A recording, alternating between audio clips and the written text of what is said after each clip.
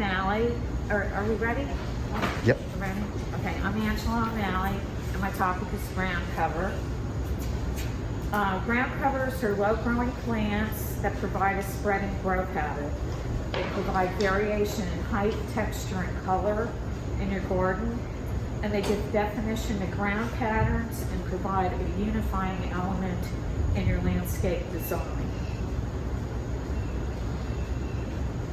Ground covers provide barriers to foot traffic and can guide traffic patterns throughout your landscape design. They're useful in areas where mowing could be difficult, such as in rooted tree areas or in shades or in slopes where it's difficult to have a lawnmower. They grow well in shades and are effective in reducing soil erosion and can reduce landscape maintenance in the long run. Additional considerations. There may be some significant upfront costs in developing a ground cover design. Initially, a large number of individual plants would need to be purchased or acquired some way. And depending upon the size of your garden, it'll determine how much money it will cost for you. It could be anywhere from $1,000 even to $2,000 for the purchase of plants. The planting is very labor intensive. In addition to that, for the first several years, you would have to do a lot of weeding in these beds. So that would be additional work. Planting guide. The planting site should be prepared in advance. All the usual steps should be taken to prepare the soil. That would include soil testing and adding supplements based upon your test results.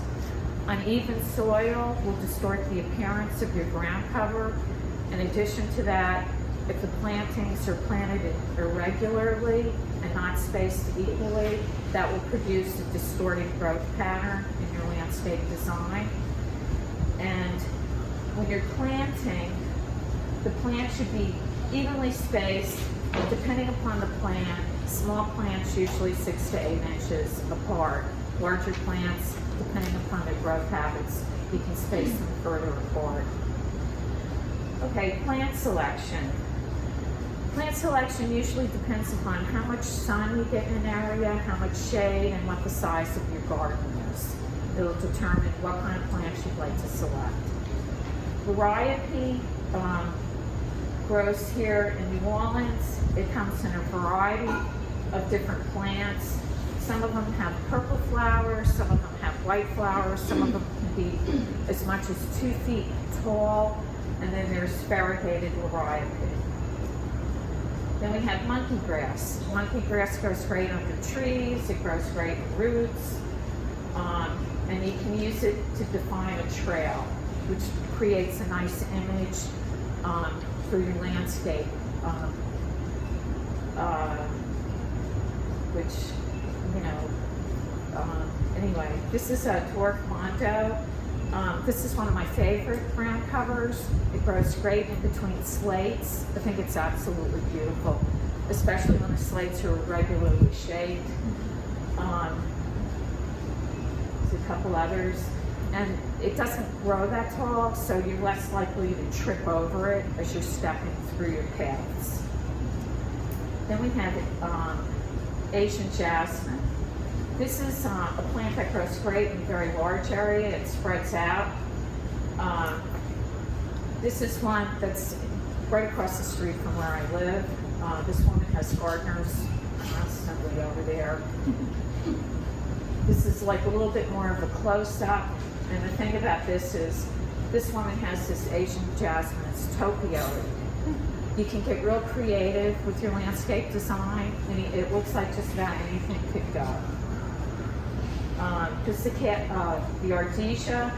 This isn't really like the variety for ground cover, but I took a photograph of it. It looks very similar. I liked it because it has red berries, and I've seen the ardesia ground cover around the holidays with the red berries, and I think that it just looks magnificent. It's one of my favorites as well. The cast iron plant. You see that in a lot of the older homes in the garden district and these like really old gardens. It's time. I got 5 seconds. English ivy is another one in the old gardens. And this is holly fern. Okay. And this is for full sun. Variety, Asian jasmine, lily of the Nile, and this is the chenille plant, which is really kind of unusual and very nice. And the best ground cover, it seems here, is the Asian jasmine. We can use artesia, monkey grass, and variety. I recommend that you do combination planting, creates greater interest in your garden.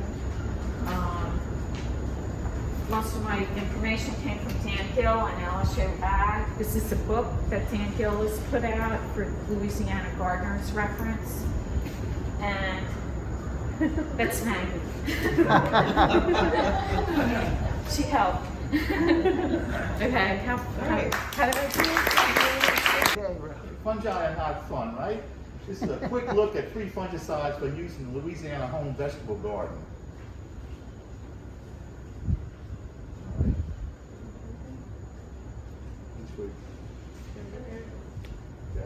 A reminder that cultural practices come first, right?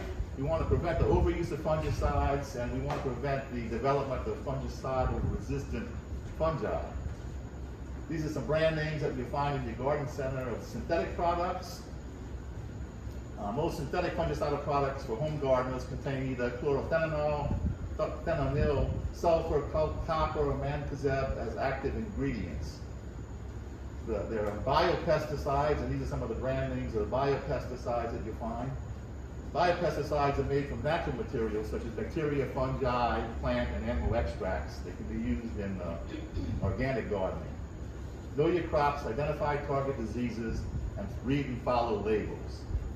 I'll pick 3 products at random. I'm not endorsing any product. I have no experience with them, and I have no experience with vegetable gardening. So this is not intended as an endorsement or a comment on the effectiveness of these products. Fertilon broad spectrum fungicide. If you click on the title, it's a hyperlink to the label. It's 29 pages or 26 pages long. It has all sorts of cautionary information, environmental hazards and concerns, whether concerns about runoff into the surface water, penetration into the groundwater, and so forth. It's a synthetic chemical. It works on contact with the disease organism, broad spectrum. It acts against many diseases. It can work on most vegetable crops. The active ingredient in this product is chlorophenol, and it's suggested that you use a surfactant with it. That is an extra agent that aids in its spreading and adhesion to the plant, and also helps with avoiding drift. This is the type of information on the label for just one crop. It'll give you the crop name, the pre-harvest interval, the diseases that it treats for that crop, the rate per square foot for that crop, and the application directions, again, for this specific crop. So it's not one size fits your entire garden. You have to look at the label for each individual crop that you plant.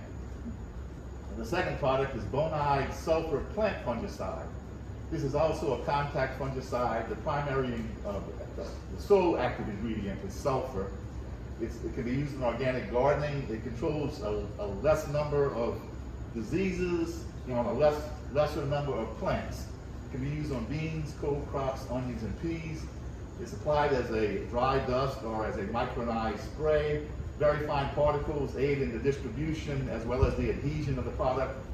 It shouldn't be applied in hot temperatures over 85 degrees, and it can be used until the day of harvest. Some cautions with sulfur use: it's not for cucurbits, that's cucumbers, melons, and squashes. You may cause injury to some bean varieties, so you have to know your plant. If it's sensitive to sulfur, then you have a problem. You're not using the temperatures that exceed 85 degrees, not to be used within 2 to 4 weeks of using an oil spray. That can cause damage to your crops. And you're not to re-enter the treated area for 24 hours. If you click on the hyperlink there, it's also the label, and it's a 9-page label, not quite as extensive as the chlorophenol fallow milk. Dr. Earth Final Stop Disease Control Fungicide. This is a contact biopesticide. It can be used on most vegetable crops. The active ingredients are rosemary, clove, and peppermint oils. So at least your crop's gonna smell good if it's not. It controls powdery mildew, rust, biotritis, gray mold, leaf spots, and blights. It's applied as a liquid spray. This one you can attach some of the applications to attach to a hose, and it's automatically measured for you. It's to be applied early in the AM or late afternoon to avoid leaf burn. You can see that this label is very brief.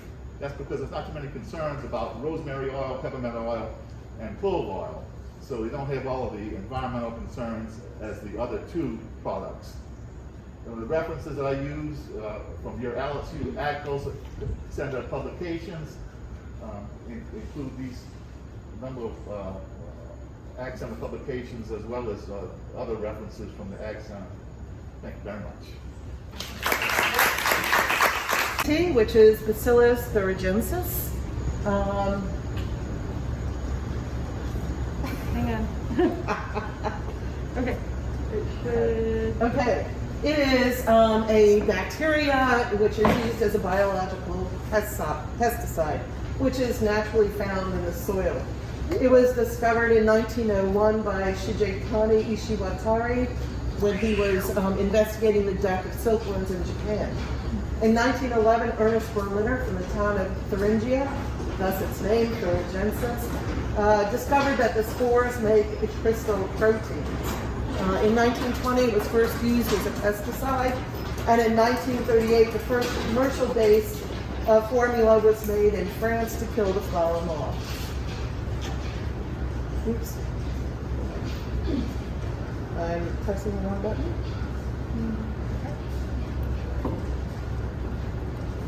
Okay. The spores of the bacteria make crystal proteins, and these proteins are considered endotoxins. Endotoxins can be effective against an entire order of insects or a species of insect, and that's 3 different endotoxins of BT. Oops. Each endotoxin, as I said, is highly specific to different target insects. Lepidoptera, moths and butterflies, Coleoptera beetles, and Diptera, mosquitoes, flies, gnats, and fungus.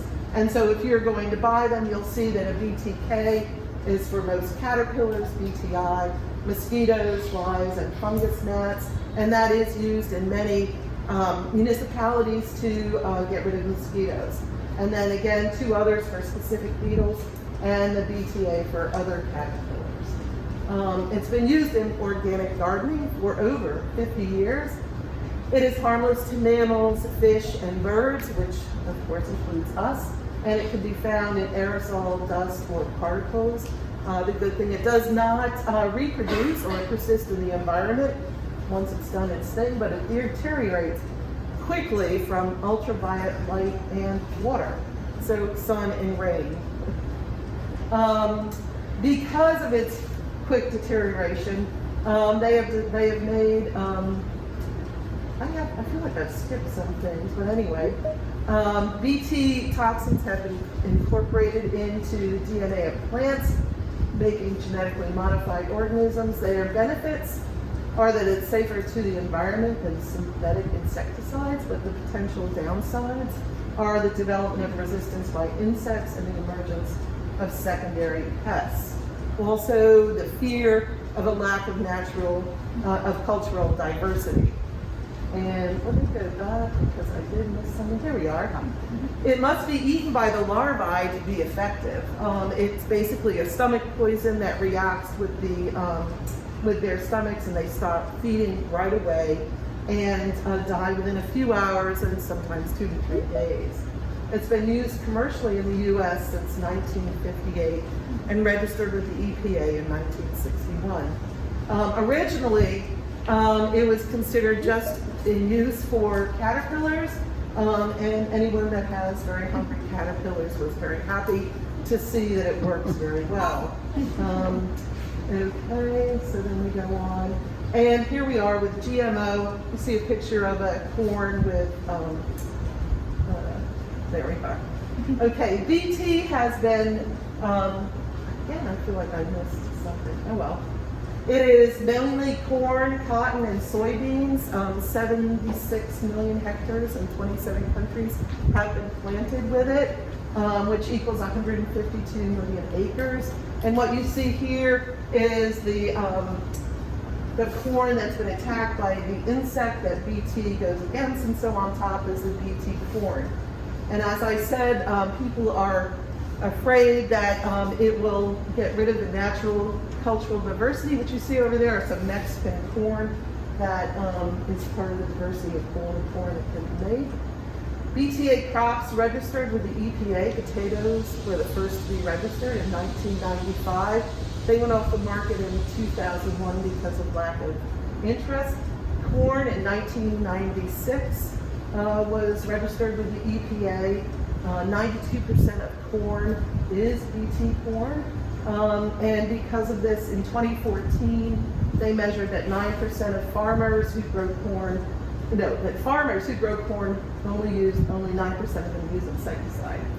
Soybeans as a GMO, 94% of soybeans are GMOs, and they're mostly herbicide GMOs, and cotton 94%.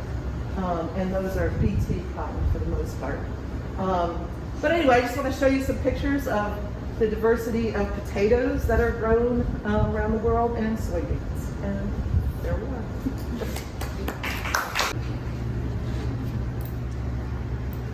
Yeah.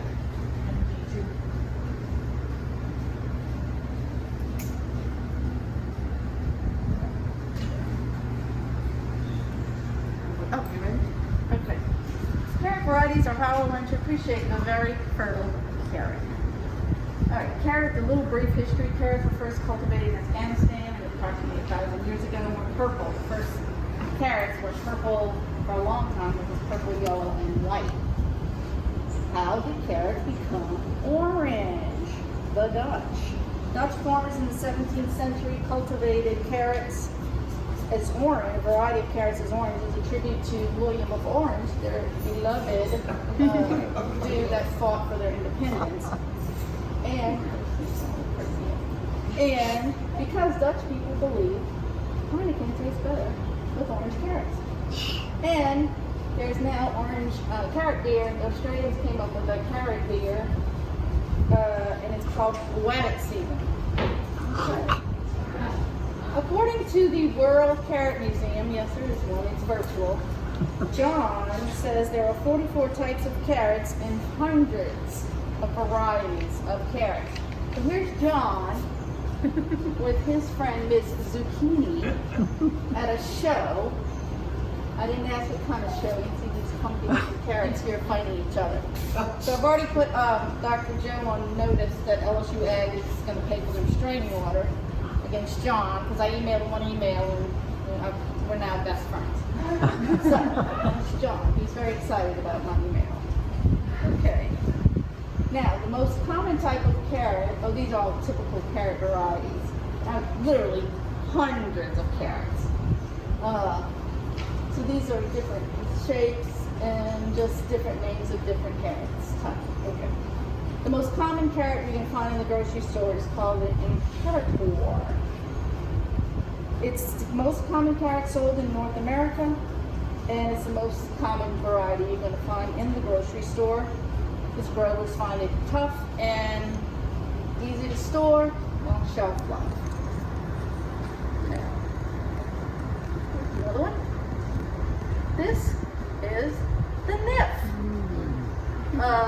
The nif is Swiss for nif is Swiss for purple, kind of like an LSU carrot with the yellow in the middle and the white.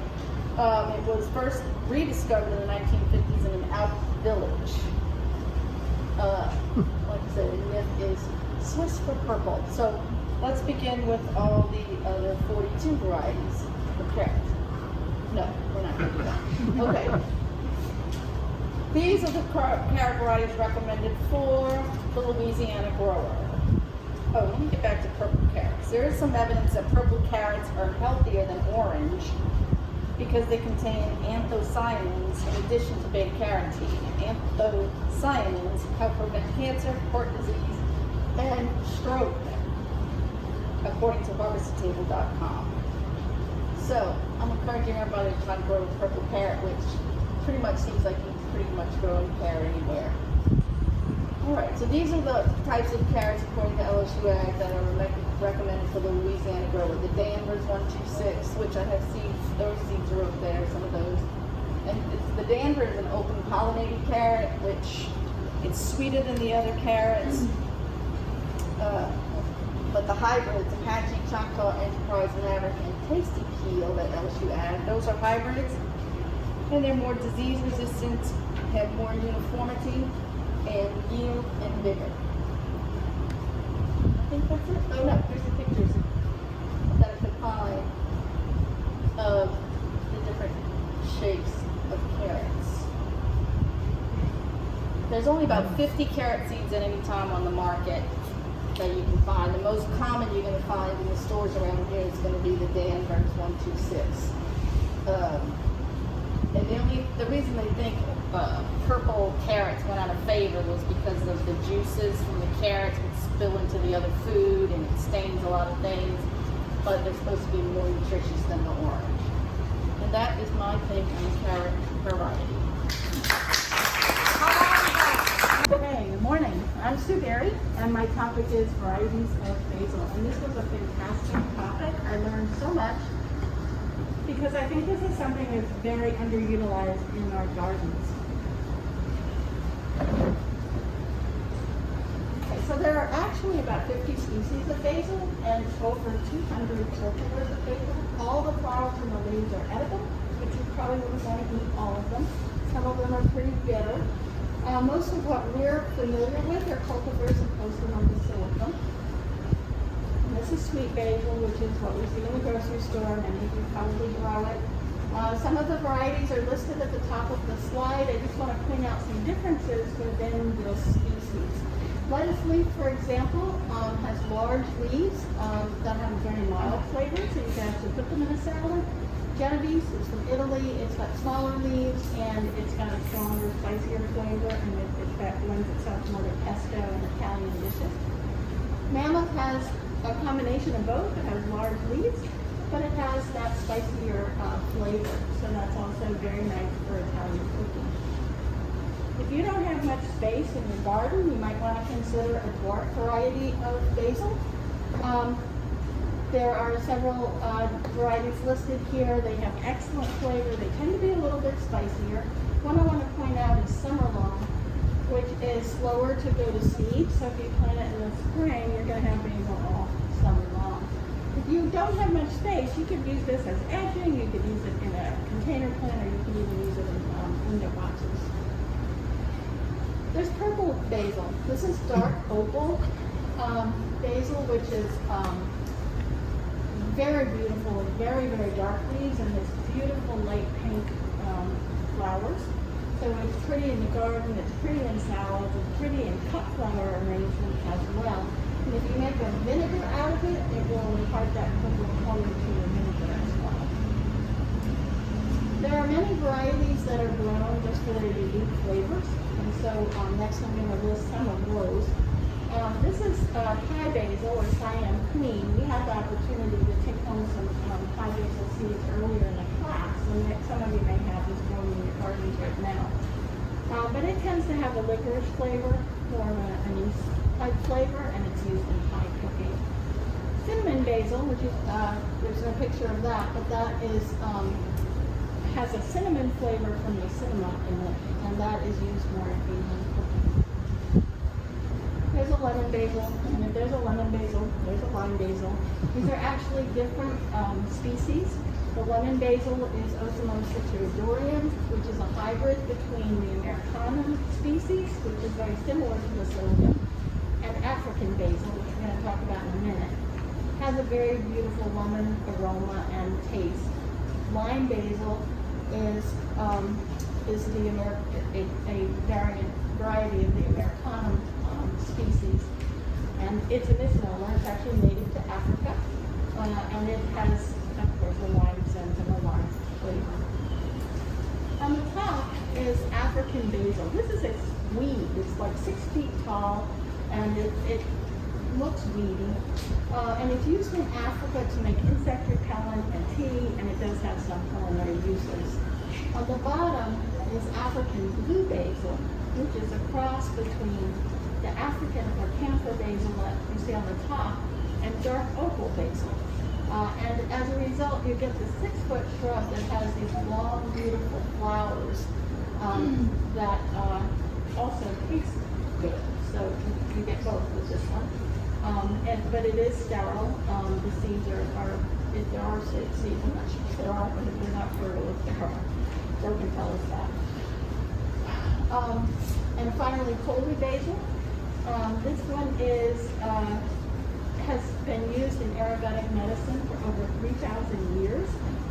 It's a sacred medicinal plant that is grown in Southeast Asia, used in Indian cuisine.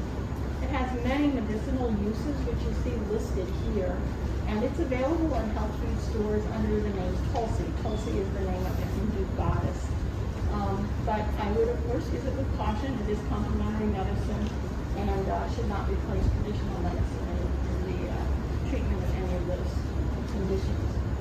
So basil is a one-season annual. It is easy to grow and propagate by direct feed or by cuttings.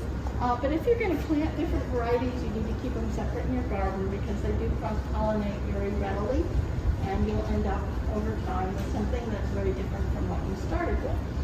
So in conclusion, I hope that you'll get adventurous and have fun with some different varieties of basil.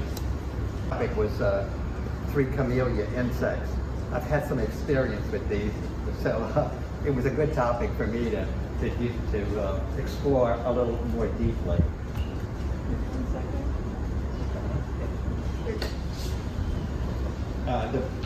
The one that's the most common is T-scale, and there are a couple of varieties, an armored and unarmored species of T-scales. And they're pretty prevalent in both camellias and sasanquas. And they're a fast-growing insect, so one, in terms of, we'd like to find them early and get them treated on an early stage, because once they get established, you'll have a plant full of them. They feed primarily on the underside of the leaves, and then they'll have a discoloration on the top of the leaf. And so I have an example here of T-scale from my own garden, since I'm fighting it currently. And I also have 2 of the other examples that we'll talk about. These insects are small, brownish gray, and scabby in appearance. And as I said, they're on that underside of and then they leave those blotches on the top. So you'll have a discoloration that you'll see on the top of the leaf. Control, I think one of the things I've learned here is, have a healthy plant. So that and sometimes I think we've maybe not paid enough attention to the pH or the health of that plant, and so they make them more susceptible. But prune the branches from the inside of the plant and remove heavily infested leaves, and all that helps. And then also clean them up from the ground that might be around them. Oil sprays such as neem and horticultural oils applied in the fall, winter, and spring at temperatures between 45 and 85 is kind of the general rule of thumb. You need to do them a few times, a couple of weeks apart. They are, as I said earlier, you want to catch them early when they're in that crawling stage, because when they get established, they're a lot more difficult to get rid of. And then other less desirable treatments are systemic insecticides, an insecticide you mix with water and you put it on the ground around the plant. But it has some downsides in that it can impact the bees if your plant if these areas or the sasanqua is blooming. So and then there are some natural predators that can help. Ladybugs would help, and apparently lacewings and spiders. Another bug that impacts camellias is the mealybug, and there are a couple of species of mealybugs that attack camellias. They are a slow-moving insect with a mealy and waxy secretion. So, and what happens here is the females lay masses of eggs that give birth to living young, and then eggs hatch out in a couple of weeks, and then you've got a major infestation. They exert a sugary substance that serves as a medium for sooty mold or dark-colored fungus on the mostly on the underside. And I have a picture of a mealybug here if anybody wants to take a look at it. And then control. They're not as common as the tea-scale insects or camellias, but they can be controlled with a light oil spray or an insecticide. But I would say the preference would be to use a light oil spray, and probably the preference would be, if you can, to catch them early, just wash them off. The third insect that's particularly problematic for camellias and sasanquas, is particularly camellias, I think, is aphids. And again, it's the need to kind of catch them early. They can be found in large numbers, particularly on the new growth. And they suck the juice out of the leaves, and then you end up with a curled leaf on your camellia that kind of crinkles when you open it up. They attract ants and promote the growth of a sooty mold. So controlling aphids, particularly as you observe them initially, is a good thing to do. Control of aphids, they're ladybugs and wasps are their natural enemies, so you want to try to encourage ladybugs. They can be frequently washed off with water on new growth. So if you're observant enough, you'll be watching your plants, and you'll see when those aphids come out, probably particularly in that time when your plants, like I mentioned in the spring, when they got a lot of new growth, then the aphids are going to be very happy at that point. And then you can use soap sprays are also used, and insecticides with aphids should really be avoided, I would think. My references are, of course, the one at the top is Joanna wrote an article for the Morning Advocate, I guess a year or so ago, in the springtime, about being observant about T-scale, and these are the other kind of references. There's a lot of information out there on camellias and bugs that impact them.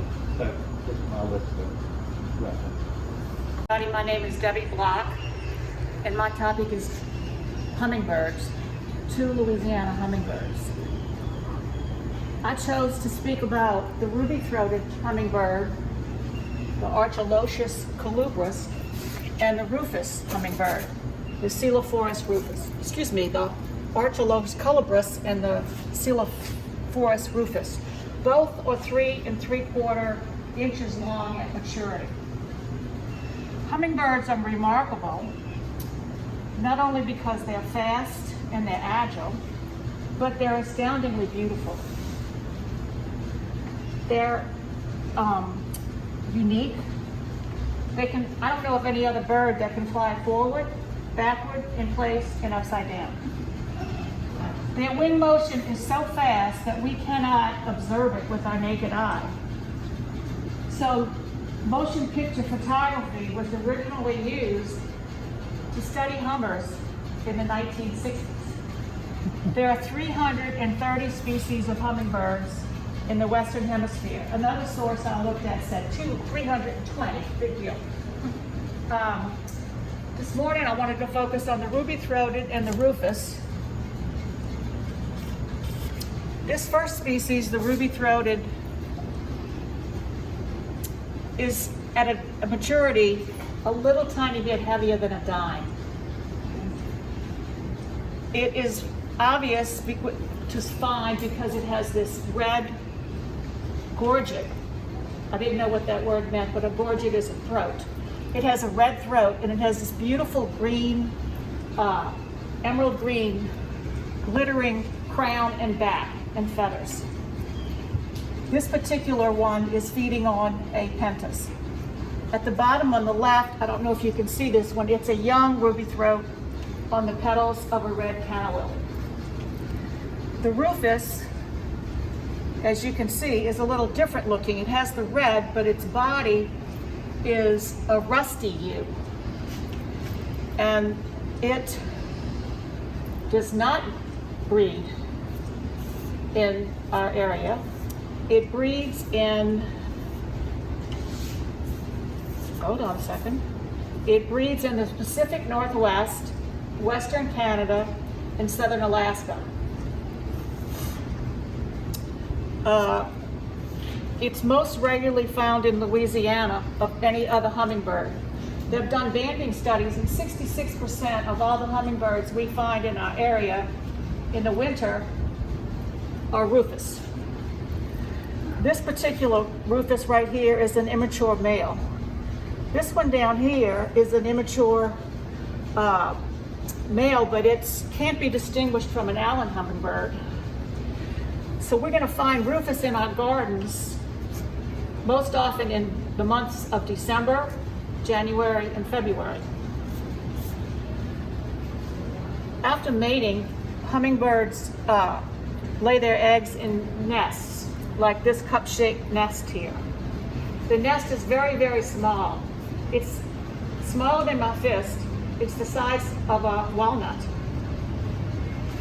It's woven from spider webs, plant down, and then it's camouflaged with this lichen.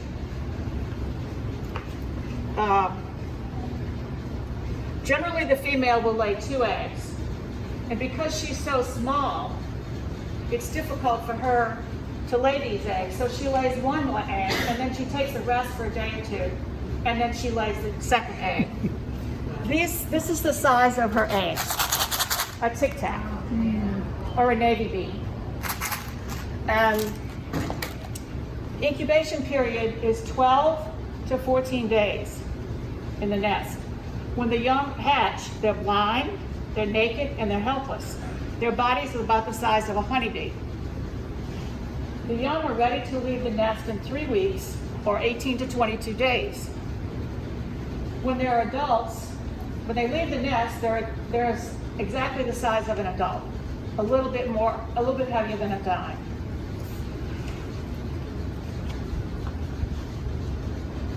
Hummers like purple bindweed, coral bean, firebush, sultan's turban, trumpet creeper. These are some examples of plants. I took these pictures right around the corner in the hummingbird garden. And these are some of the plants, but you'll notice they all like red. They can be found on red plants, orange plants, and pink plants.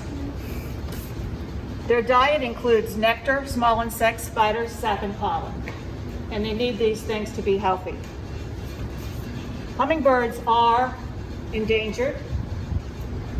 They're endangered because of the most serious problem is the destruction of their breeding grounds, their habitat, swamps, and woodlands. Domestic cats are also a primary predator of hummingbirds. These are 2 hummingbird feeders. One has a moat for ants. This is the type of feeder that's over here in the hummingbird garden. And this is a small feeder without a moat, so if you don't have an ant problem. So we can all plant some of these plants that are attractive, put a hummingbird feeder, and soon we'll have hummers in our garden. I wanted to show you one more picture in this book of this mama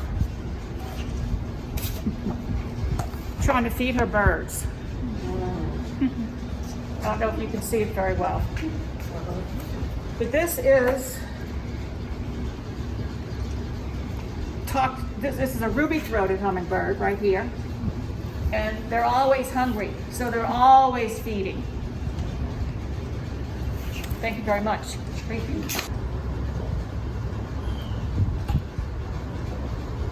So They're also called green beans or string beans. They belong to the legume family. Basil, genus name is Basil, meaning small, and the species name is vulgaris, meaning common. Snap beans come from a plant that is native to Central South America. There's two main types of snap beans. There's the bush beans, which are self-explanatory, and then a pole bean, which are leaf supporting on the vine. The small flowers are white, red, or purple. The pods come in green, yellow, purple, or red, and the leaves have 3 leaflets. Leaflets are rounded at the stem ends and pointed at the tips.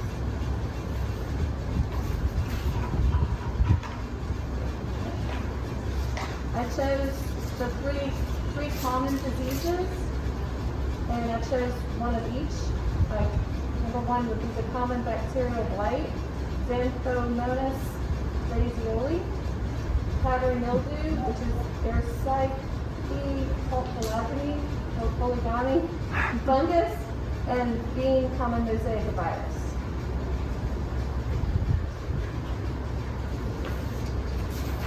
Common bacterial blight.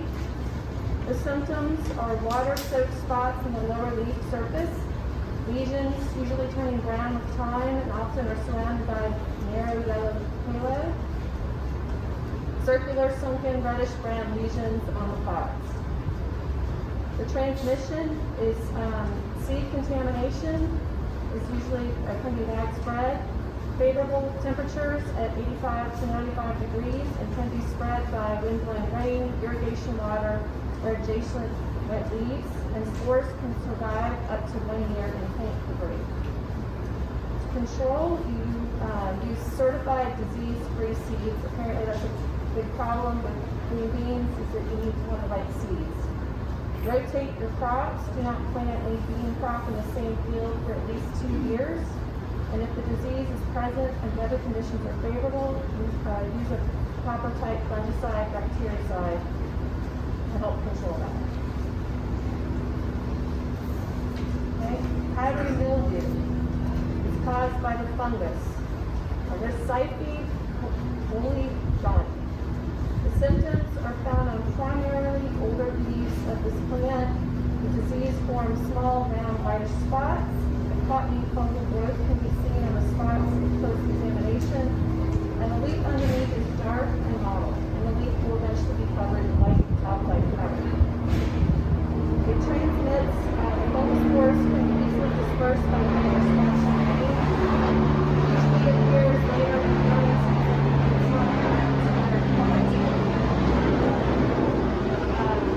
To control it, we use regrowth resistant varieties and plants grown under nutritional stress and cloned so that plant in a healthy fertile soil. And then third disease is bean common mosaic, which is a virus. Its symptoms can vary with the variety and age of plants, virus-struggling environmental conditions. It can cause stunting and yield reduction. Leaves have a mosaic and mottled discoloration with light green yellow patches, and the pods are small internal.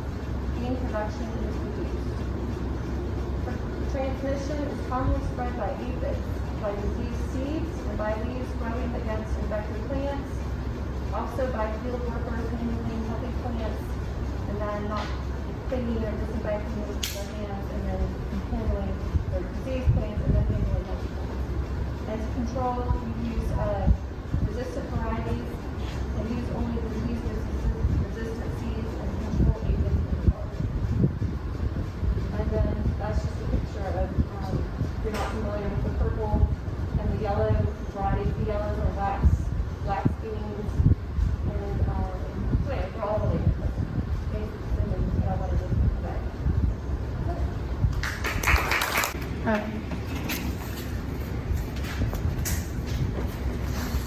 Can you turn on the next, please?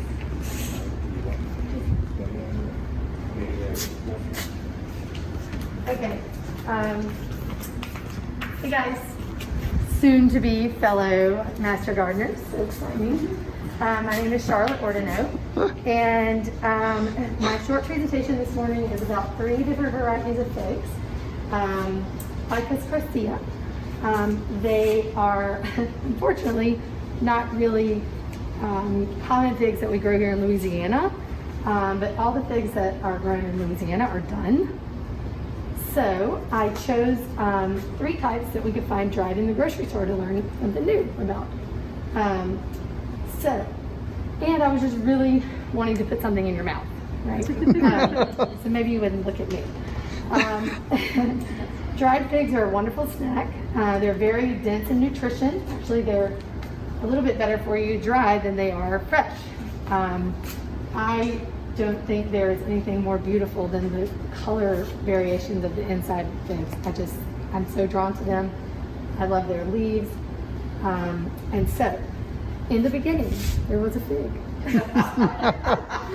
There was lots of people who believed that the actual tree of knowledge of good and evil was in fact a fig tree and not an apple tree. And I think I have to agree, because I don't think apple leaves would have covered very much. Let's see. Cleopatra fancied them, and Bacchus wore them on his head, and they were the first prize, or the prize given at the very first Olympics. And they were also given out as laurels during this ancient game. So the first variety that we're going to talk about a little bit, is the beautiful black mission fig. Thought to have originated from an island off the coast of Spain and brought to the New World by missionaries. Of course, that's how they got their name, mission figs.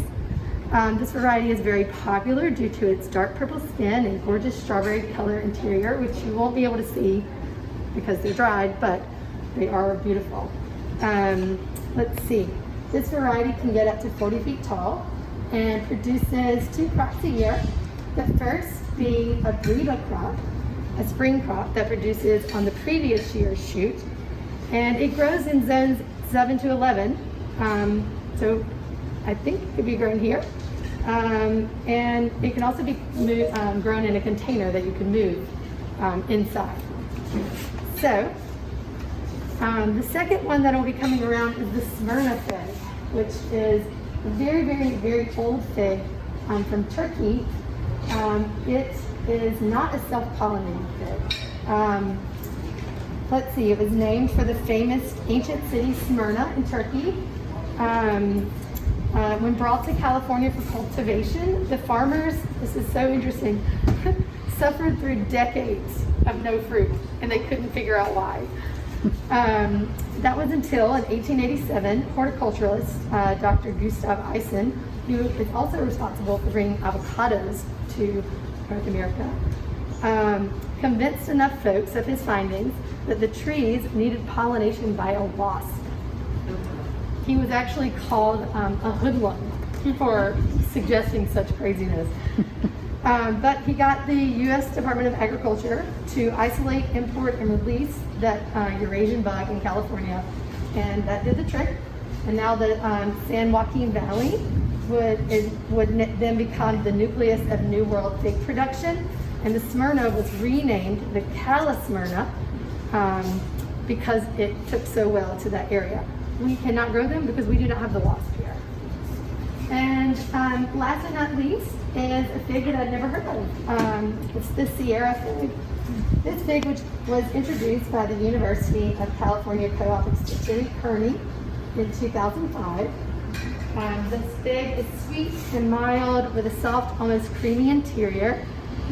What I love about this fig is just how different it is from the figs that I know from growing up. I don't think we ever eat figs that color. It was mainly brown turkey figs. Let's see.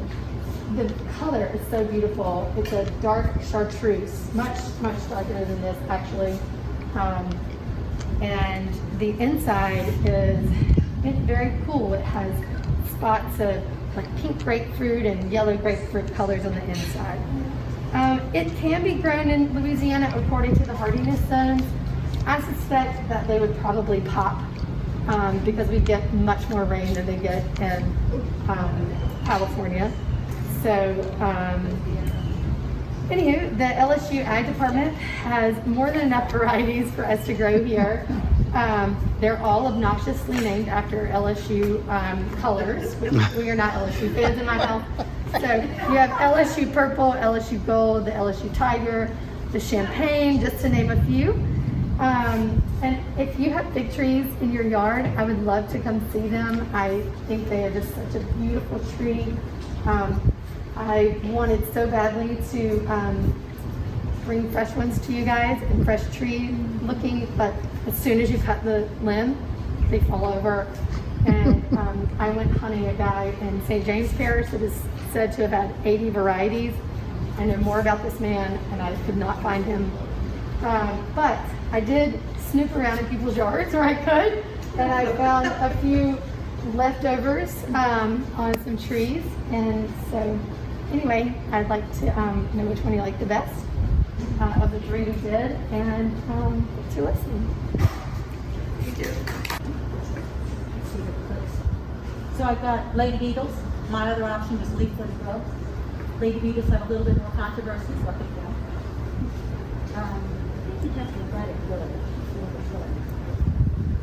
There we go. So, ladybird, ladybug, it's not a bug or a bird, it's a beetle.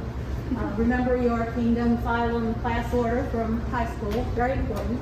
And kingdom Animalia, phylum Orthopoda, class Insecta. That's why they get confused, because each one of those steps says something that's unique about what's going on and something that's specific about what's going on. And so both bugs and beetles have the same invertebrate segmented bodies and jointed limbs. They both have three-parted bodies, jointed legs, two antennae, compound eyes, lots of similar features. So it's easy to get bugs and beetles confused. But when you step down into the order, that's when you get the differences, right? So the differences with Coleoptera means sheath wings, or that hard cover that you see on most lady beetles. They also have mouth parts that are modified for chewing, and you get a close-up on the mouth parts. And they go through a complete metamorphosis, whereas bugs are incomplete metamorphosis, and they have a straw-like mouth, and that they only have half of it, hemiptera, that's the order of it. So that's your quintessential ladybug photo. There's a couple of other suborders, infraorder, and superfamily, but personality is the word comes from Latin, means scarlet. So they usually have orange, red, whether it's in the actual outer covering or whether it's in the spots that are on the hard outer body. And so it's just key features. Dome shape, of course they can fly, and with the beetle, the easiest way to tell that it's in Coleoptera is it'll have a straight slide between the two wings. It's a very straight line, as opposed to other bugs, which will have different breakdowns on how their wings work. That's the complete metamorphosis, so they have a pupa stage. If you don't have a pupa stage, that's incomplete metamorphosis. And the larvae can eat lots of eggs, lots of eggs. They're very hungry little beasts. They have a unique ability to play dead.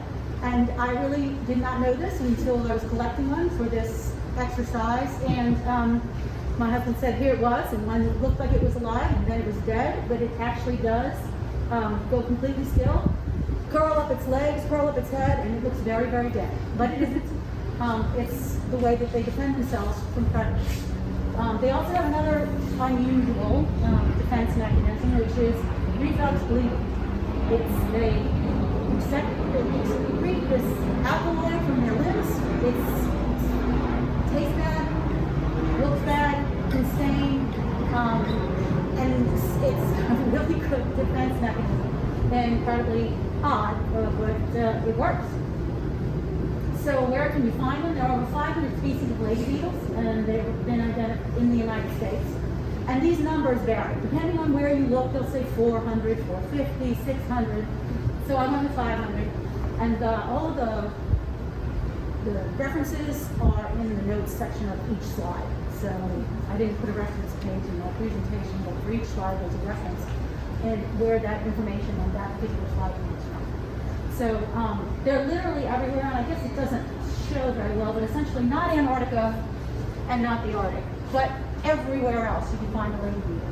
And they're omnivores. They literally eat everything.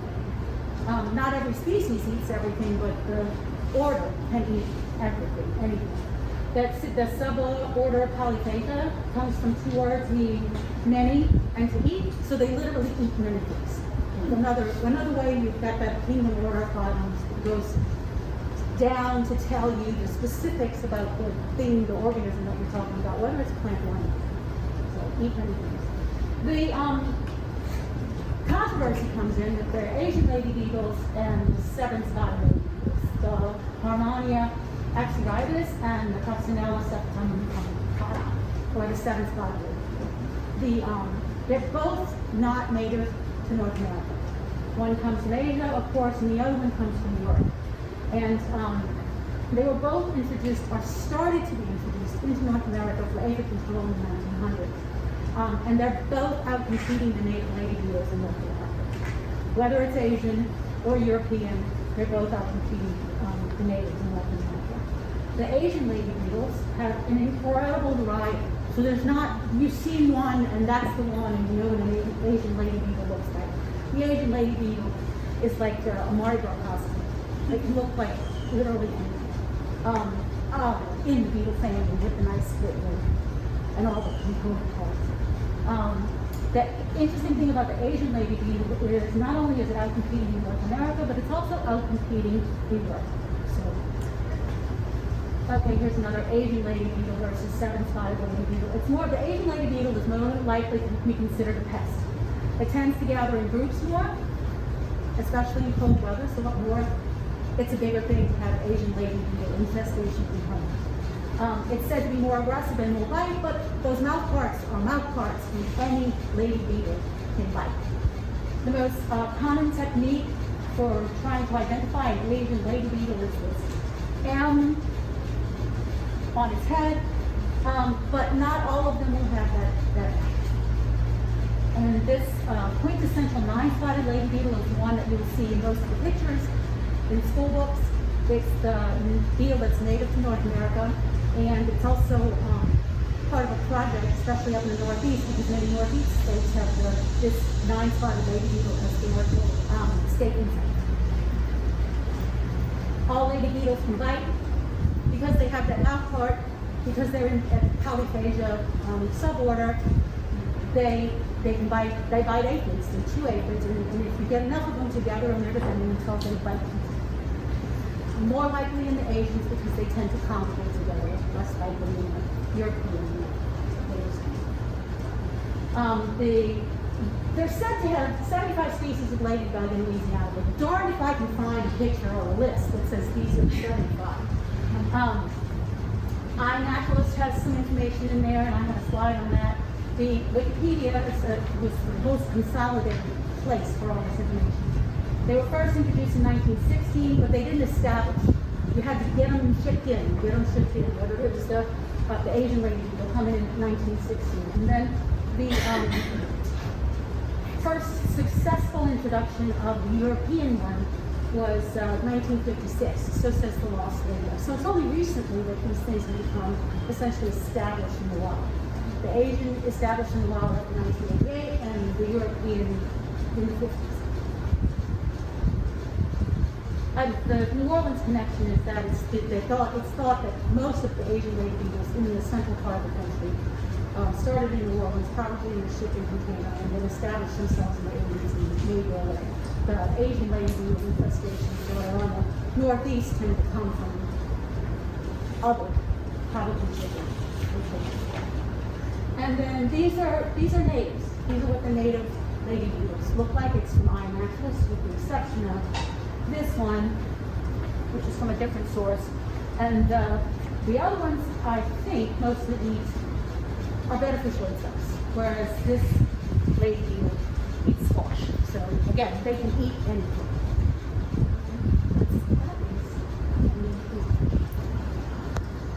All right, I'm Elizabeth Olson, and I'm going to talk about some wasps in Louisiana.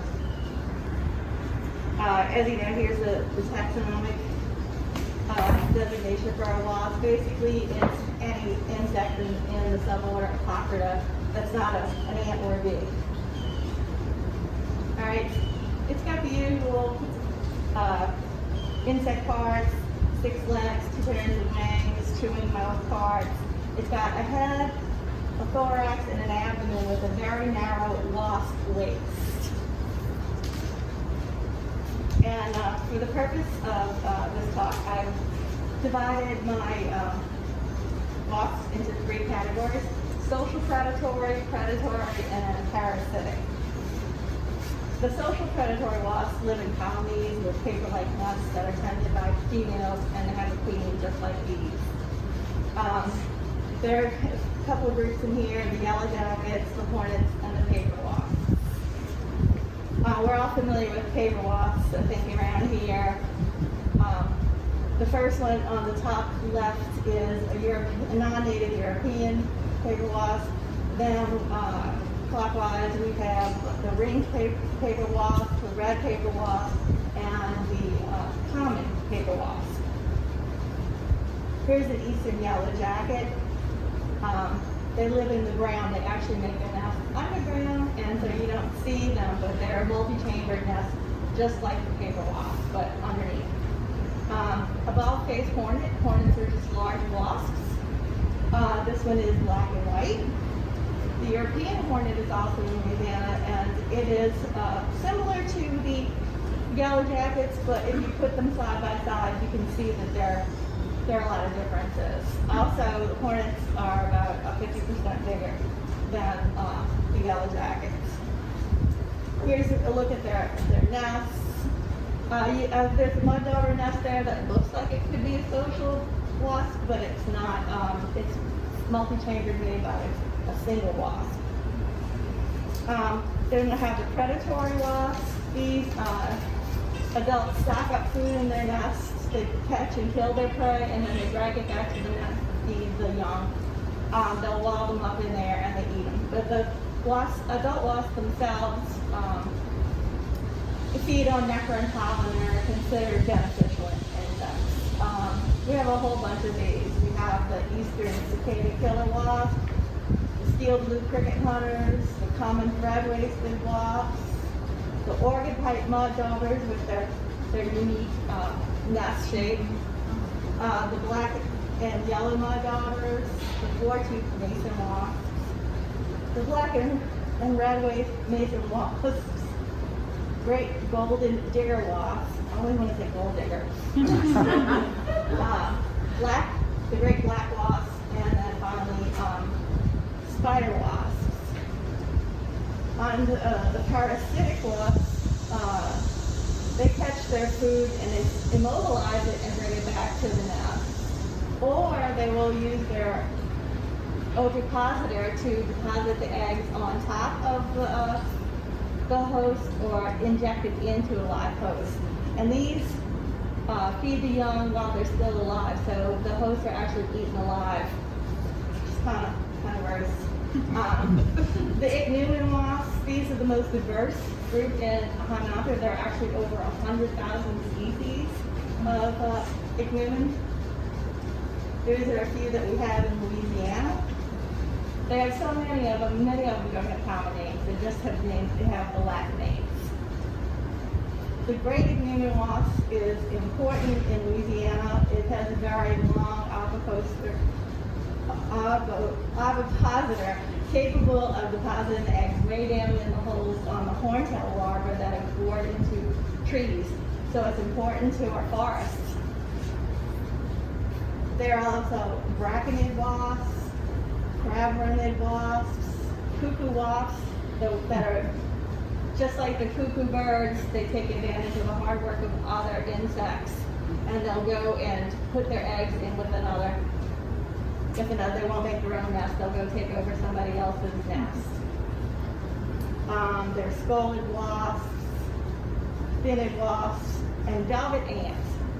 The velvet ants are actually the ones that look like ants are actually females without wings.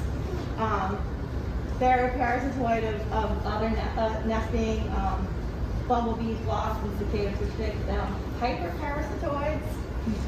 They also have a nickname called cow killer because it hurts so bad if you kill a cow. Not really, but it's very high on the pain scale when you get bit by one of these. Also in Louisiana, we have gall wasps, and these use plants to raise their young. The salivary secretions of the young wasps will cause the new growth to form a gall around them, and then they'll stay in there protected until they're ready to come out. So are they friends or are they foes? I personally don't like the stinging or the nests that are too close to my house, but they are extremely beneficial pollinators and predators of true garden pests. Okay, thank you.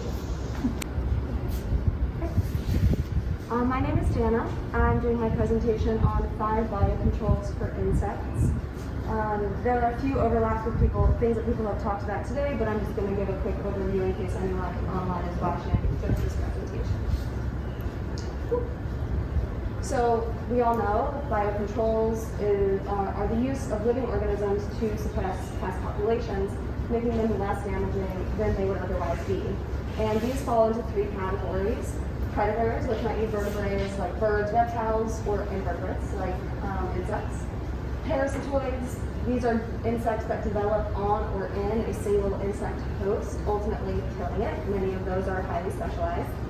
And the 3rd category are pathogens. So these are bacteria, fungi, and viruses that cause disease in insects and reduce, their efficacy basically, or kill them altogether. And so I chose 5, and I chose at least one from each of these categories.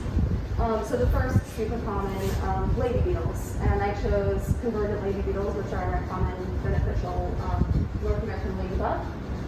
They are a predator. They are a biocontrol for aphids. Both adults and larvae prey on aphids. They'll also eat other things as well if aphids are not present. And how do they do it? By eating them. They have 3 mouth parts. And as gardeners, we might employ these by conserving native populations of ladybugs. And this means, reducing our pesticide use, cultivating a natural habitat for them to thrive. Or you can augment their population by purchasing them at your local plant and hardware stores. But you do want to make sure that they've been pre-fed to minimize their migratory behavior, because if you don't, then they'll all fly away after they kind of come out of dormancy. So the next thing I'm going to talk about, lacewings, also predators. They are a biocontrol for, species, mites, thrips, whiteflies. They eat all kinds of things. They're also really known, for feeding on aphids as well, like a single one can eat a ton of aphids. And they actually suck the body fluids from their prey. That's how they feed on them. And again, we as gardeners can conserve their existing natural populations by reducing pesticide use and cultivating a natural habitat. And we can also purchase them as eggs, young larvae, pupae, and adults. The larvae are more likely to remain near the release sites than young adults are. So the next thing I want to talk about is a parasitoid. It's brachymed wasps, which were mentioned in our last presentation. They are biocontrol for caterpillars, primarily. And they do it by inserting their eggs into their insect hosts, and then the larvae emerge from the eggs and eat the host, ultimately killing them. And they are commercially available, but they're expensive for, common gardeners, so a better strategy would be to provide a suitable habitat, not only for brachymed wasps, but other beneficial wasps as well. And they, particularly love compound umbels and composite flowers. So I'm next going to talk about BT, which is a pathogen, a naturally occurring soil microbe. There are many types of BT, as we learned earlier today. Each targets a different insect group. So BTK is best known for caterpillars, and so it's very widely used for that purpose. And they do it by paralyzing the gut of the insect. So, the bacterium is the active ingredient which paralyzes the gut, and ultimately the insect dies from starvation and infection. And we can purchase BT everywhere, at our local hardware store, online. I'm sure many of us have used it. And of course, as always, following the label is a super important part of that. And lastly, I wanted to talk about another pathogen, which are beneficial nematodes. These are soft-bodied, non-segmented roundworms that occur naturally in soil environments. So these are a biocontrol for soil-borne pests. There are many species and each with a specific pest. So, you know, this down the picture on the bottom is one for flea control, but you can get them specialized depending on what you're looking to control. And they control these by entering the host and releasing a bacteria, which ultimately multiplies and kills the host. The nematodes feed on the bacteria and the tissue, and then they mate and reproduce, and the cycle continues. So you can buy these and apply them. They are a little sensitive. They're susceptible to freezing, hot temperatures, desiccation, and UV light. So there is, you know, just a little bit, read the label in terms of increasing the efficacy if you do decide to buy them and apply them. So yeah, those are my 5 biocontrols for insects. These are my sources. Hi everybody, my name is Clyde Walker and my presentation is going to be on turfgrass insects. Now, turfgrass insects provide numerous benefits for landscapes, parks, front lawns, grocery stores, lawns, everywhere. Because the insects provide pollination like butterflies and bees, and also decomposing organic residue like from beetles and also cockroaches. And also, they provide aeration tunnels, which are provided by earthworms, as you can see. Now, these are the insects I mentioned are some of the beneficial insects for turfgrass, but there are some insects that are actually pests. They do nothing but destroy, conquer, and destroy. But these are turfgrass pests. They can be really problematic when they're not managed well, and you have a huge infestation happening on your in front of you. And the way they cause damage on turfgrass is by chewing the plants,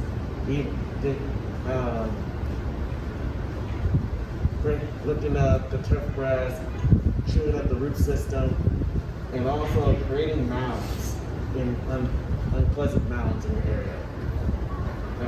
The pictures I have right here are examples of pests that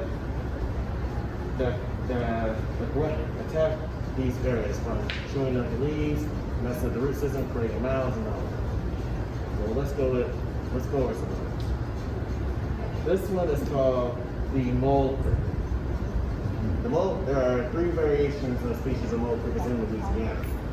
The mole cricket is an insect with a golden brown patterned body, black beady eyes, oval-shaped flattened head, and 2 claw-like forceps that act like shovels that are used to dig around in the dirt. Now, as they dig around in the dirt, they're also causing the turf to uproot, disconnect like the root systems, and it's basically making the grass a bit loose as they are digging. So they're not really exactly the same beneficials as earthworms. So, but as they're digging, they're also eating. They have mouth-chewing parts that eat the roots and leaves of the grass. And the way you can kind of have this happening in your garden is by, on really damp, after like the rain, you can see like turf mounds on trails and where they came from and digging in your lawn, or you can see patches of turf grass that decay or they feel a little loose because they basically cut off the leaf anchors. Another one is the 2-line spittle bug. Don't lie, for years I thought this was harmless. But they're actually a pest to turfgrass on their nip stage and adult stage. The nip stage is a small yellow and orange bug that has mouth chewing parts, and the adult stage is a black covered body, red with red stripes and red eyes. And they can fly. And when they fly, you also see a red body at times. But these creatures, they have piercing mouths. So they suck the sap or plant juice out of the plant grass, causing the plant to actually turn yellow or brownish, wilt, and all eventually decay, die. Now, since they can move around, since they can travel around from flying, they can spread in variations of your turf instead of just one location.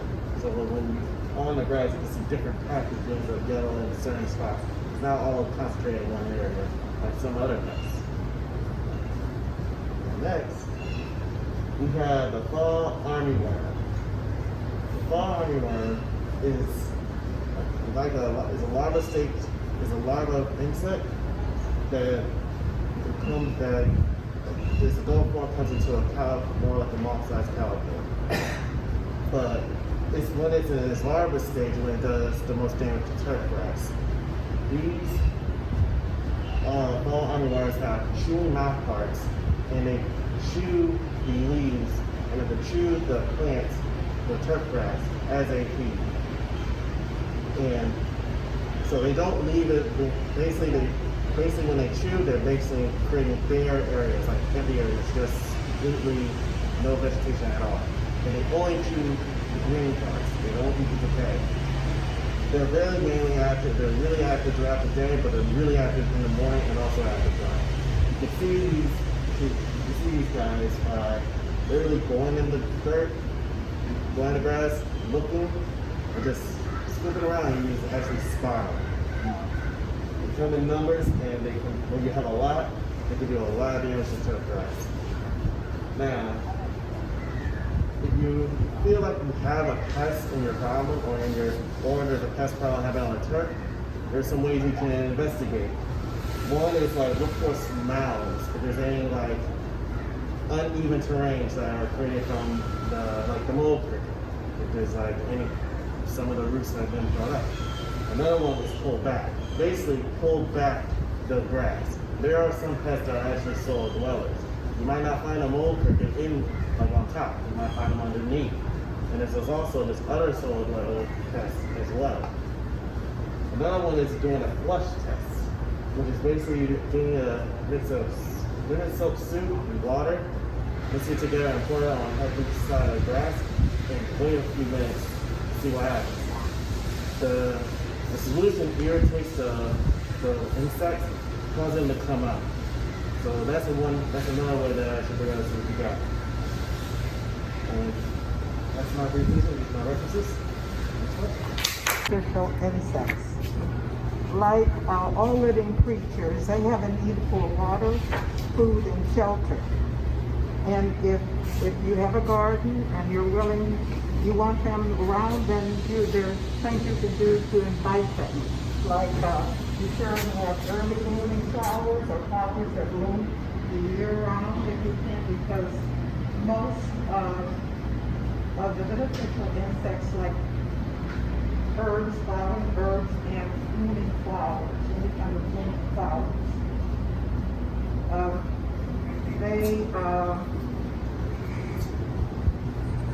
The first insect that we're going to discuss, and most of them have been touched on already, mine are the beneficial.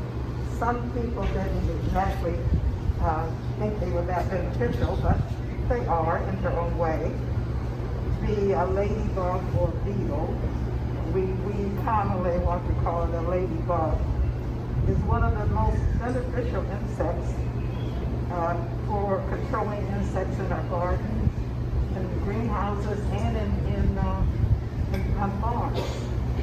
They feed primarily on aphids, Jill's aphids, but they also prey on a number of other pests, like the mealybug, whiteflies, perch, spiders, and they also will eat scale. They can also be purchased if you want a big amount of them. They love the bachelor buttons, the dill, and as I said before, the flowering plants. The next is the ground beetle, and it is part of a very large group of predatory beetles, and they are both beneficial in the adult as well as the larva stage. They prey on a very large range of insects, including nematodes, caterpillars, weevils, slugs, and silverfish. The ground beetles live in soil beneath mulch, like in mulches and compost. They like to be in a sheltered area during the day, so a lot of times you'll find around your perennials and things, because they do their eating at night. They're night creatures. They are limited to the ground surface most of the time because they do not climb. As I said though, but they are night, and they are night creatures, if you want to say that. And they like to, during the day you might find them under stones or flat boards, because they like to be sheltered during the day.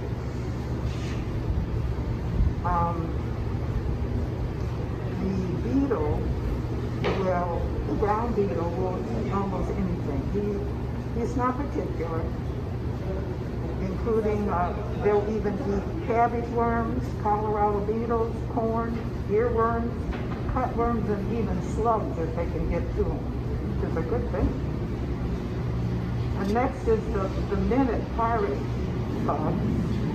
It's a predator, a beneficial predator, and it feeds on insects and the larva, the adult as well as the small. Now these are very small.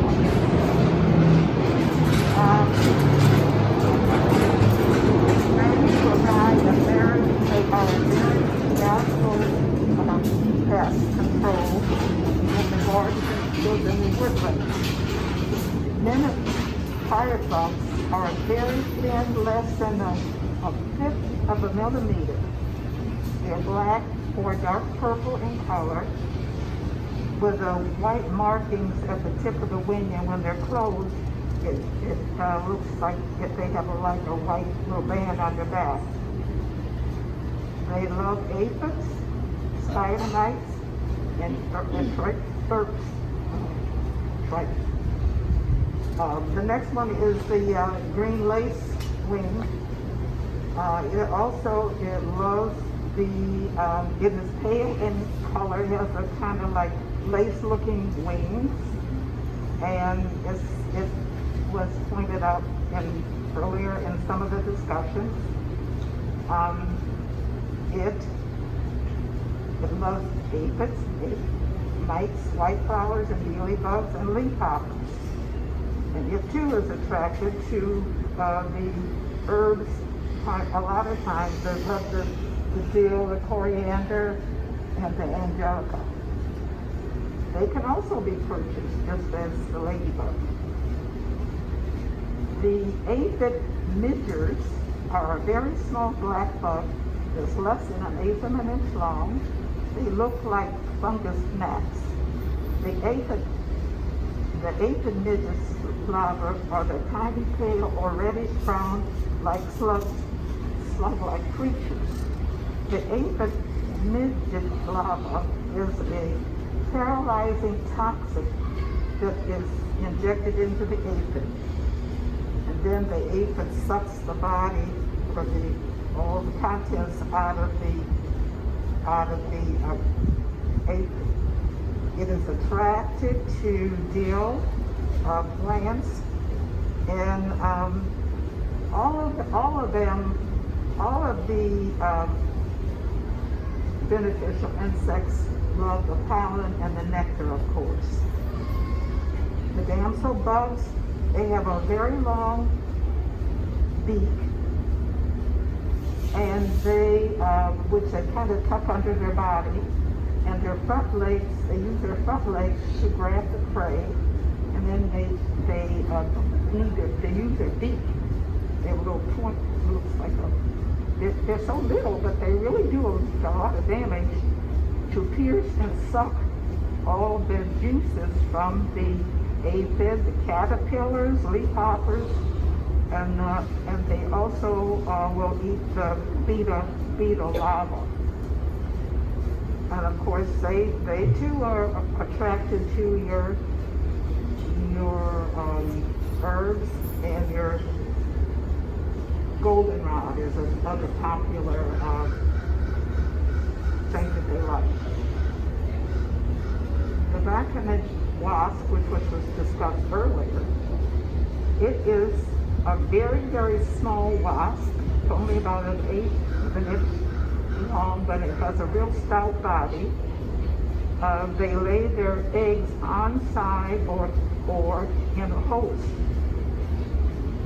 And the maggot-like larva weakens the host, and then they die.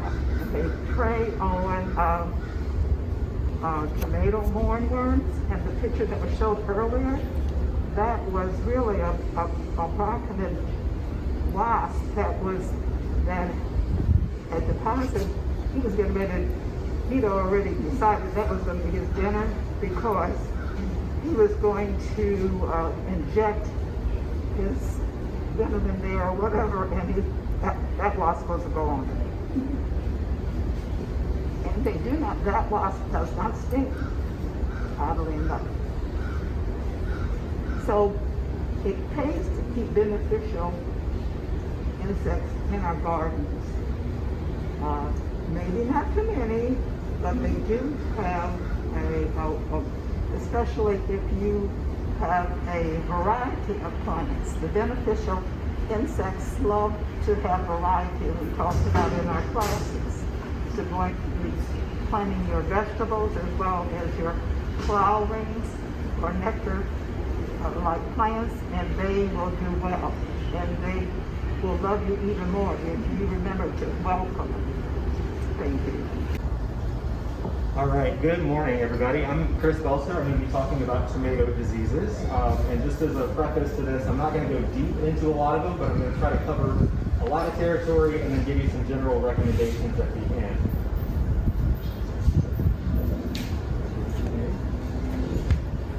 All right, so just some general tips to get us started. Remember, there are a lot of tomato varieties, so knowing what you're trying to grow is going to be a very important step, and then also knowing your growing conditions. Both of these things together can help you start to recognize what kind of issues you might face and how you can prevent those. And then as you start to see issues occurring, recognizing what part of the plant is being affected is going to be a clue to what you might be facing.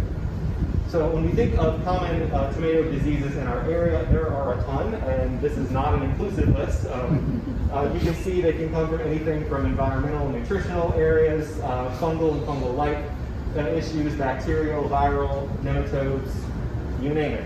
It's amazing we have any tomatoes at all. So just to kind of go through some of these, I'm not going to spend a lot of time on each, but blossom and rot is one that's more environmental and nutritional. Again, calcium deficiencies, drought, moisture. You can see it's marked by these rot on the blossom end of the tomato fruit. So similar name, buckeye rot, but not a similar issue. This one, you can see that there are these dark concentric circles. This one typically is on fruit that hangs low to the ground or that touch the ground.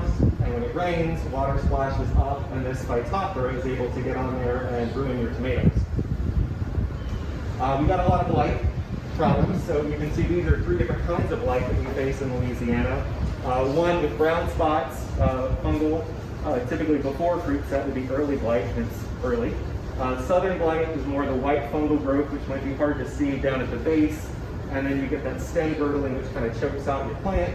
And then late blight, you've got these dark necrotic lesions on the leaves that can spread across and then get onto the fruit itself. So 2 that are fungal, and then the final one is phytophthora, which is fungal-like. Fusarium wilt, this one might look familiar, but again, recognize that some of these things are going to look quite a bit alike. Yellowing and wilting of the plant often starts at the bottom and on one side. You can see stunted fruit growth, defoliation, which those are things you see on some of these other issues as well. This one is another soil-borne fungus. Starts in the roots and works upward. On the bacterial side, we've got bacterial spot and bacterial wilt. Again, small irregular spots that start to grow over time can start to show up on the fruit. Resembles early blight. A lot of these things are due to human conditions, so I brought my crop of thunder. Bacterial wilt, again, this one is more wilting at the top of the plant that can eventually start to wilt the whole plant. Soil-borne, where the bacterial spot is seed-borne. So again, you see some of these recurring themes. As far as viruses go, these are two common ones. There are others. So tomato spotted wilt virus, marked by some stunted growth, curling and twisting on the plants, especially the leaves. And then this one you can start to see bronze spots, and then those leaf veins that turn purple. Leaf curl virus, again, you've got curling of the leaves, you've got some other stunted growth that can occur, so there's some similarities between those two. Wilt virus is transmitted by thrips, and whereas leaf curl virus is by whiteflies, so both with insects. And then you've got nematodes. So the southern root knot nematode, it's like a microscopic soil worm. This one you may not notice or know what's going on specifically unless you dig up the plant and look for those galls that form on the roots. That's where you can find the females and some of their eggs and where they can kind of live there. So eventually you'll start to see flues across the plant, but unless you dig it up, you may not know that this one's going on. So, because a lot of these things do have similar origins, crop rotation and soil solarization are recommended. Again, a lot of these result from the soil, so that can help you with that. But remember that some of these things can remain in the soil for quite a number of years, so it's not a magic bullet just to do that, which is why we often grow these in containers or raised beds, making sure you've got some uncontaminated soil. This can help prevent some of those soil-borne issues, but also helps with drainage too. There are a lot of resistant varieties out there, but they're not resistant to everything, so you may prevent one thing and then end up with another, recognizing what other things are going on. Other strategies which are going to be common across gardening are like soil testing, making sure you're irrigating appropriately, using mulch, making sure your tools are sanitized. There are chemical applications that you can use for some of these, but you really need to be able to match the chemical to your issue. So if you have a fungus problem, you need a fungicide. If you have a bacterial problem, you need a bactericide. But you may not know exactly what it is, which is why you've got the next point of working with a plant pathologist to get an appropriate diagnosis if you are looking for that. Especially because a lot of these issues do resemble each other. You saw in some of those pictures, it's hard to tell which one is which because they do look quite a bit alike. So once you have a clue of what's going on, you may need to discard either part of the plant or the entire plant, depending on what it is. Again, we know some of these things travel. They spread to other things, which is why raised beds and containers can be helpful because you can easily isolate those. I personally grow tomatoes each in a separate pot so they can be moved around and kept apart if needed. There are a ton of resources and references out there from all over the place. You can see some of these that we've used and then some others that you may not have seen before. There's a lot of great information out there. Don't let it discourage you from growing tomatoes, and hopefully you have some good luck with those. Okay, my name's Lori, and I'm going to talk about the cucumber mosaic virus and the tomato spotted wilt virus. And these are two bacteriovirus diseases that we have that are very common in our vegetable crops. So what is a vector? A vector is a living organism that is able to transmit or spread a pathogen. The two vectors I'm going to talk about mostly today are aphids and thrips, but there are other vectors such as whiteflies, leafhoppers, and certainly humans are very important. So the cucumber mosaic virus is a viral disease that can affect over 1,200 species of plants, not just vegetables. It can overwinter in susceptible biennial or perennial weeds, which is mostly how it gets to the aphids and how it gets to our plants. It's spread by over 80 different species of aphids. I didn't know there were 80 different species of aphids, but there are. And the severity of symptoms often depends on your aphid population and how many plants that you have in your area that are affected that can serve as the reservoirs for the virus. So the symptoms are yellow and green mosaic pattern or mottling of leaves, malformation of leaves such as strapping, cupping, puckering, and wrinkling of the leaves. Strapping is when the leaf margins become elongated and it gives like a feathery type of appearance. Stunted plant growth, distorted fruit shape, warts on fruit, or discoloration of the fruit. So in the top picture, top left leaf is your healthy, no symptom leaf. And it goes from varying stages of modeling, mosaic patterns, and deformations, all the way to the bottom right leaf, which shows severe scrapping and modeling. And the cucumbers at the bottom show varying stages of discoloration and texture deformations. You can eat this fruit, but it's probably not going to be very good because the texture is not going to be right, it wasn't properly ripened, and it's very unmarketable. So these are pictures of the cucumber mosaic virus and other vegetables. Picture on the right, picture on the left. A is summer squash and B is zucchini. You can see that the leaves are deformed, they're mottled, and the plant is stunted. C is a vining muskmelon. D is a yellow squash. Not all yellow squashes show the color breaking. They have to have a specific gene in them. But that one shows the color breaking of the fruit and distorted leaves. E is a pumpkin. Shows a severe modeling pattern on the surface of the skin. The right-hand picture, the top three are peppers. A shows the chlorotic leaves.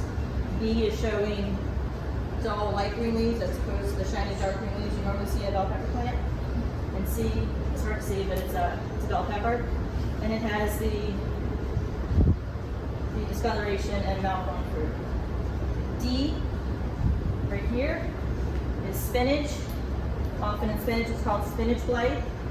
It's a very rough texture to the leaf, similar to E, which is lettuce. F and G are celery. H is tomato plant, and I is a bean plant. So one thing is important to note that in tomatoes, the cucumber mosaic virus is indistinguishable from herbicide injury. So you should know that in your area, if you have sprayed herbicide or if your neighbor did, it is strongly recommended that you suspect herbicide injury over the virus. So what do you do about it? Well, first you plant resistant varieties if you can. Keep your garden weed-free. There's no chemical treatment available, so you have to remove and destroy infected plants.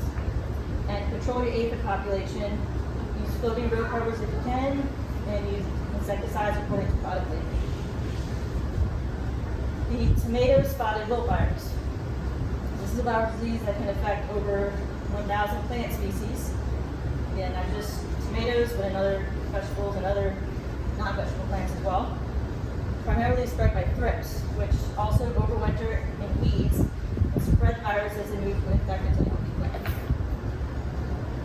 Symptoms include bronzing on younger leaves with subsequent black spots.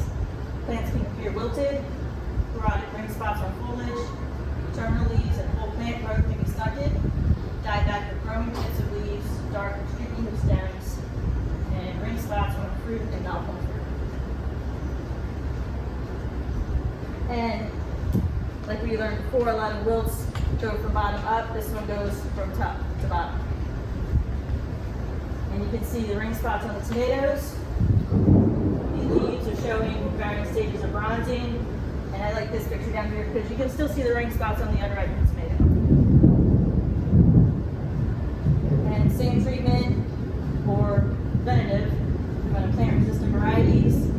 Keep your garden weed-free with mulching and hand-pulling weeds. Control your thrips with sticky traps, insecticidal soaps, or appropriate insecticides. And since there's no chemical treatment available, remove and destroy infected plants. My name is Tony. I did my presentation on 3 common pests for veggie gardens.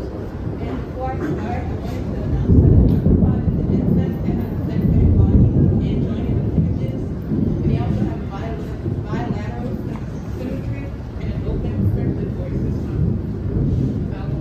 I kind of made my presentation kind of like a dating site. But it didn't go as well as I planned it. So if you're torn and you're rich in vitamin C, you can also help improve eyesight. You're best planted at 2 to 3 weeks after the last frost in spring, and you're ready to harvest 20 days after the silk appears. You're most likely to try grasshopper, and your mate will have 6 legs, a 3-part body, which consists of a head, thorax, and abdomen, and 2 pairs of wings, and then can most likely feed on other plants, but typically that's the most damage to you. Will attack you during the soaking stage and arrest your pollination and also defoliation. And he consumes and clips foliage as he feeds. Sounds toxic.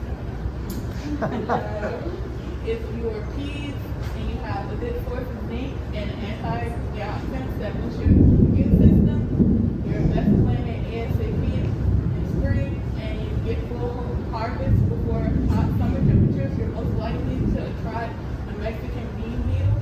He looks similar to ladybugs with spots or stripes sometimes. They also have 6 legs, and they usually have 16 spots on their wings. They will most likely skeleton your leaves by eating the tissues beneath you and eat your stems and also destroy your developing parts.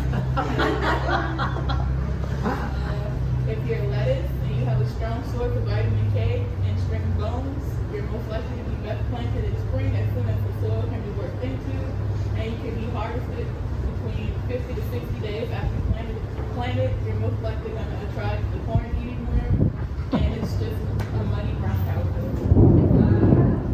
They would feed on your seedling crownings and prevent its growth and eat mature letterheads and damage them. So this one has low standards. Identifying the damages. The grasshopper is going to feed above tissues of the corn plant, leaves, thistles, green silks, and the ears. They feed from the outer edges of the leaves inward, and the damage appears to be round to ragged holes on the leaves. The larger the grasshopper population, they could basically eat the entire thing off. The Mexican bean beetle, it causes feeding damages such as holes or notches in the follicle and other plants, and leaf skeleton, leaf disqualification, and it completely cuts the plant off of the soil itself sometimes. And for the cornworm, it feeds on leaves, buds, and flowers of many vegetable crops. They destroy seedlings, bore into the lettuce port, the lettuce heads, and the bean pods, and they make deep water cavities in fruit and leaf frass. On corn, the larvae will eat through the kernels of the ears and feed on the developing tassels. And that's my presentation. Hey everyone, how y'all doing? I'm Mandy Primal, and I'm talking about the art of incredible edible flowers. How many of y'all have grown edible flowers? Not a surprise. How many of you have eaten edible flowers? Okay, so let's dive in. Okay. Did you know that all of these beautiful flowers are edible and delicious? I wanted to do a game with y'all. See some of these. I have the key on the next page. Let's do it that way. It's a little easier because it's bigger that way. Okay. So, first one up there, see, would be begonia. Has anyone ever eaten or used begonias? Okay. How are they? Delicious. Okay. Chive flowers. Those are really tasty, nice and savory. Lots of varieties of mixed flowers. Marigolds. How about those? Nasturtiums. Pretty common. Hibiscus, or as you call them, the Caribbean sorrel, which is different from the leafy sorrel. Squash blossoms. Have you ever had them stuffed with mascarpone cheese? Slightly deep fried. Roses. How many of y'all have eaten the roses in any way? I have hereditary high blood pressure on both sides of my family, so taking care of my heart is really important. So a friend of mine introduced me to Deb Soul's rose petal elixir, and then I wanted to learn how to make my own. So a friend of mine grew amazing roses on her farm in upstate New York, where I'm transplanted from, New York City actually. But then I use those rose petals along with some honey, really great apple brandy, and a tincture of that. Let it sit for a while and take just a little bit of it, and it actually helps to soothe your heart, calm stress and just keep you, you know, in a really great place, which is great, you know, for anyone to take, especially during these times. We also have pansy. Does anyone ever use pansy? All right, echinacea or coneflower. 2, dill, fennel, quite yummy and used in a lot of dishes and herbal preparations. Calendula. Daylilies. Those are also edible. Dianthus or carnations, and also thyme. It's pretty tasty. One of the fun things you can do is making ice cube, putting your petals into ice cubes and setting them out in your drinks. A lot of fun to do. I've done that before, and it always looks really elegant. You know the ways to actually drinking the flowers, making infusions of the flower petals. You can enjoy them hot or cold, even as a cocktail. You can make them sorrel, you can put hot toddy. A little fun and festive. You could also crystallize or candy flowers and add them to cupcakes, any kind of desserts and cakes. You could just do so much with this. Even chocolates, there's been so many beautiful recipes. You can add flowers in them. Decorating the cake makes your blossoms and buds. Two stunning centerpieces that are just looking like an amazing botanical bird. Also, you can add them to cheese. Has anyone ever tried that? Have like a floral or botanical cheese? Actually, there's a really, I forget the name of it, but at the St. James cheese shop, there's a beautiful flower petal covered cheese that's there that I've been meaning to try. Sprinkle it into your salads, dips, breads, appetizers. And there's also been an amazing trend, especially during the last year with everyone baking, about creating just beautiful designs on your breads, like with flowers, with different fruits, veggies, herbs. Making your own rose water, which incorporates rose petals, and just about any of these edible flowers can be used to make drinks in that way. These are some beautiful pieces of art with edible flowers that are out there. I really admire them, and it's part of what I want to create in terms of like teaching tools. So to create little guides that show you like edible flowers, you have them in your pockets when you're going around. You're able to look them up and know when they're in season. And oh, this one's edible, this one's great. And I have some more beautiful edible wildflowers from friends at Feasting and Foraging. They do really incredible guides on foraging, so even bee balm, poppy, dandelion, violets. I remember when a friend had showed me, oh yeah, just pick these, violets off. Wow, you can eat that? That was maybe 15 years ago, and I haven't touched it. Beautiful, peas, pea flowers, camomiles are used. Also, kale, arugula. They're pretty spicy, so you can get the rocket arugula. Some beautiful charts. Even phlox. That's another begonia there, impatiens. So just about all of these flowers like that we grow here can be devoured. And here's some other ones that include lots of different herbs that are possible. So not just the petals, you can also eat the leaves on a lot of these flowers. And one of the things, a few of the things to be mindful of is that make sure that you identify the flowers properly before eating them. They are grown naturally, organically, without any chemicals. So don't just go picking up, flowers randomly. Know your source or grow them yourself. The best time to gather them is when? Morning after the 3 a.m. And make sure you remove the different parts, like the stamen and the pistil, before eating, because those parts are not edible. And just eat them in moderation, because too much of a good thing, no. And here's some recommended resources that I've been looking at. And one of the other, I found these at, actually I think the $5 store. They're playing cards with Botanical Encyclopedia. And so it's another one of the projects and things I want to work on creating more visual guides. I'm a visual learner and I like to use images to communicate a lot more because we don't all share the same language wherever I go, and I teach in different countries. We're allowed to really travel here. So, so having resources like this and creating resources to share this knowledge and encourage people to eat more flowers, eat more plants, eat more herbs, use them in everyday ways, and just having a more fun and exciting life. Okay, the effect of pH on the availability of soil nutrients. Woohoo, right? Well, as you know, we know these already, right? You know all the essential nutrients it takes to the plant. You recognize them if you see them.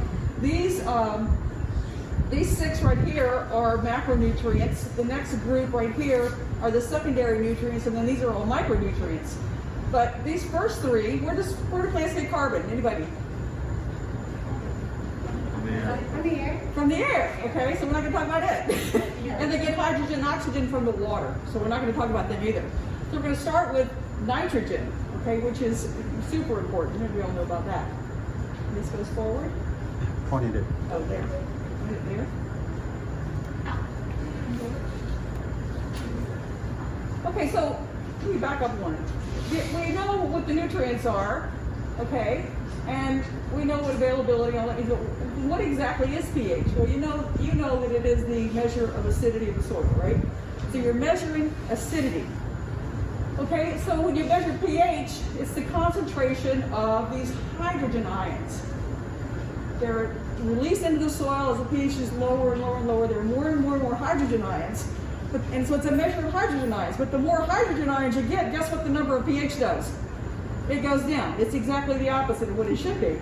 Now, the committees of chemistry and physics didn't ask me before they decided that. So I don't have an explanation. Well, I do have an explanation. These numbers are really small. So they put them in scientific notation, which is 0. If it had 6 places to the right of the decimal, it would be 10 to the something times 10 to the -6.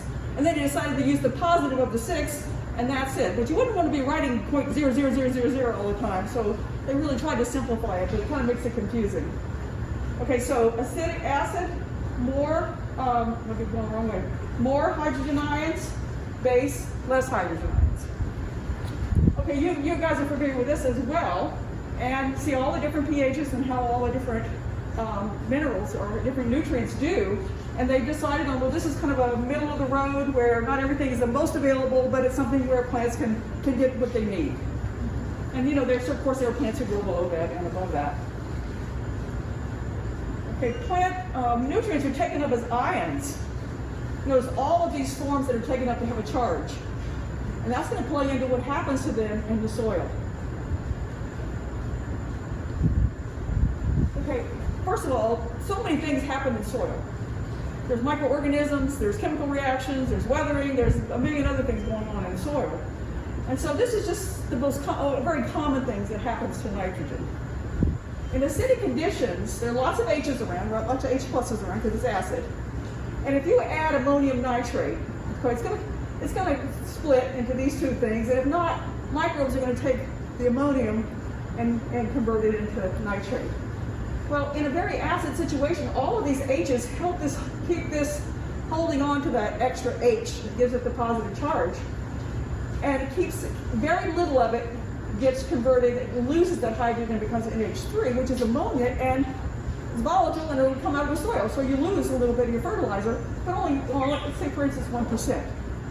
If you go up 1 pH, you do a little basic condition, you have the same sort of thing happening with the microbes, except because there aren't enough hydrogens around to help support that NH4 staying in NH4, more of it is converted to NH3 and you lose it through the soil. So you lose 10 times more of your fertilizer than you would at the proper pH. Questions? Does that make sense? Okay, good. Okay, phosphorus. Phosphorus has a problem of I'm trying to think of a funny way to say it. It will form compounds, minerals with other elements in the soil. So at pH 3 and 4, it'll form iron phosphate. And it's unavailable immediately. They will break down and that phosphorus will be available eventually over time. And here, at this pH, it makes aluminum phosphate. And then down there, at a really high pH, low hydrogens, you get calcium phosphate. And here's the sweet spot right here, where the most of it is available to the plants right away. Okay, potassium has to do, potassium, calcium, and magnesium all have to do with the cation exchange. Now, soil particles have what kind of charge, positive or negative? Negative. Okay. Soil particles are negative. Okay, these little negatives are there they're inherent to the soil particle. And potassium has a positive charge. So it can hook up and be held there, ready to be taken up by a plant, unless there's too many hydrogens around. Because hydrogens can compete for those negative spots. Because hydrogen's plus 2, right? It wants a negative. So if there's too much hydrogens around in the low pH, it wants to compete and it will knock the potassiums off.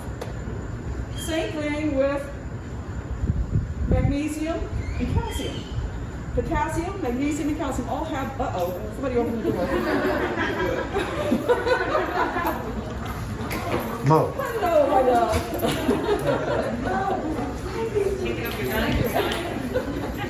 Give her 10 seconds. Okay, so what happens when the magnesium and potassium and the calcium get knocked off the soil particle? It rains, they get washed out of the soil. So they get leached out. So is having the proper pH important? Yes. You already know that. You have a little bit of understanding why maybe in some of the elements. Okay? This is just showing how a happy situation where all the calciums and magnesiums and potassiums are there. And then sulfur is the last one. And it gets so easily leached out because not much of it is held by the soil particles. It's so easily leached out. And that's it. Any questions? Okay, everybody, let's talk about cucumber diseases.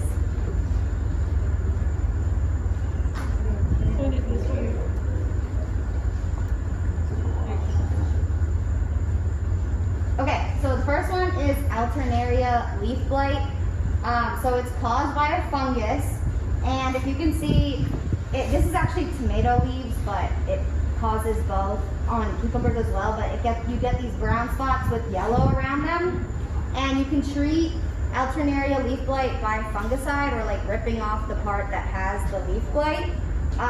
But it's favored in wet and warm conditions. So when I'm talking about these diseases, we always want to remember our disease triangle, which includes like a healthy host, like a susceptible host, a healthy environment, and the presence of the pathogen. So basically you just want to keep those in balance, and prevention is the best treatment for all of these.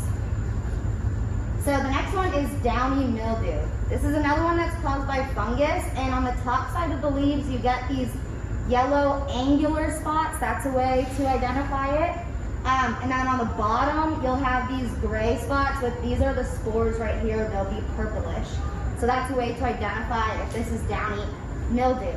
Again, the treatment would be fungicide because this is caused by a fungus, or getting rid of those parts of the plant.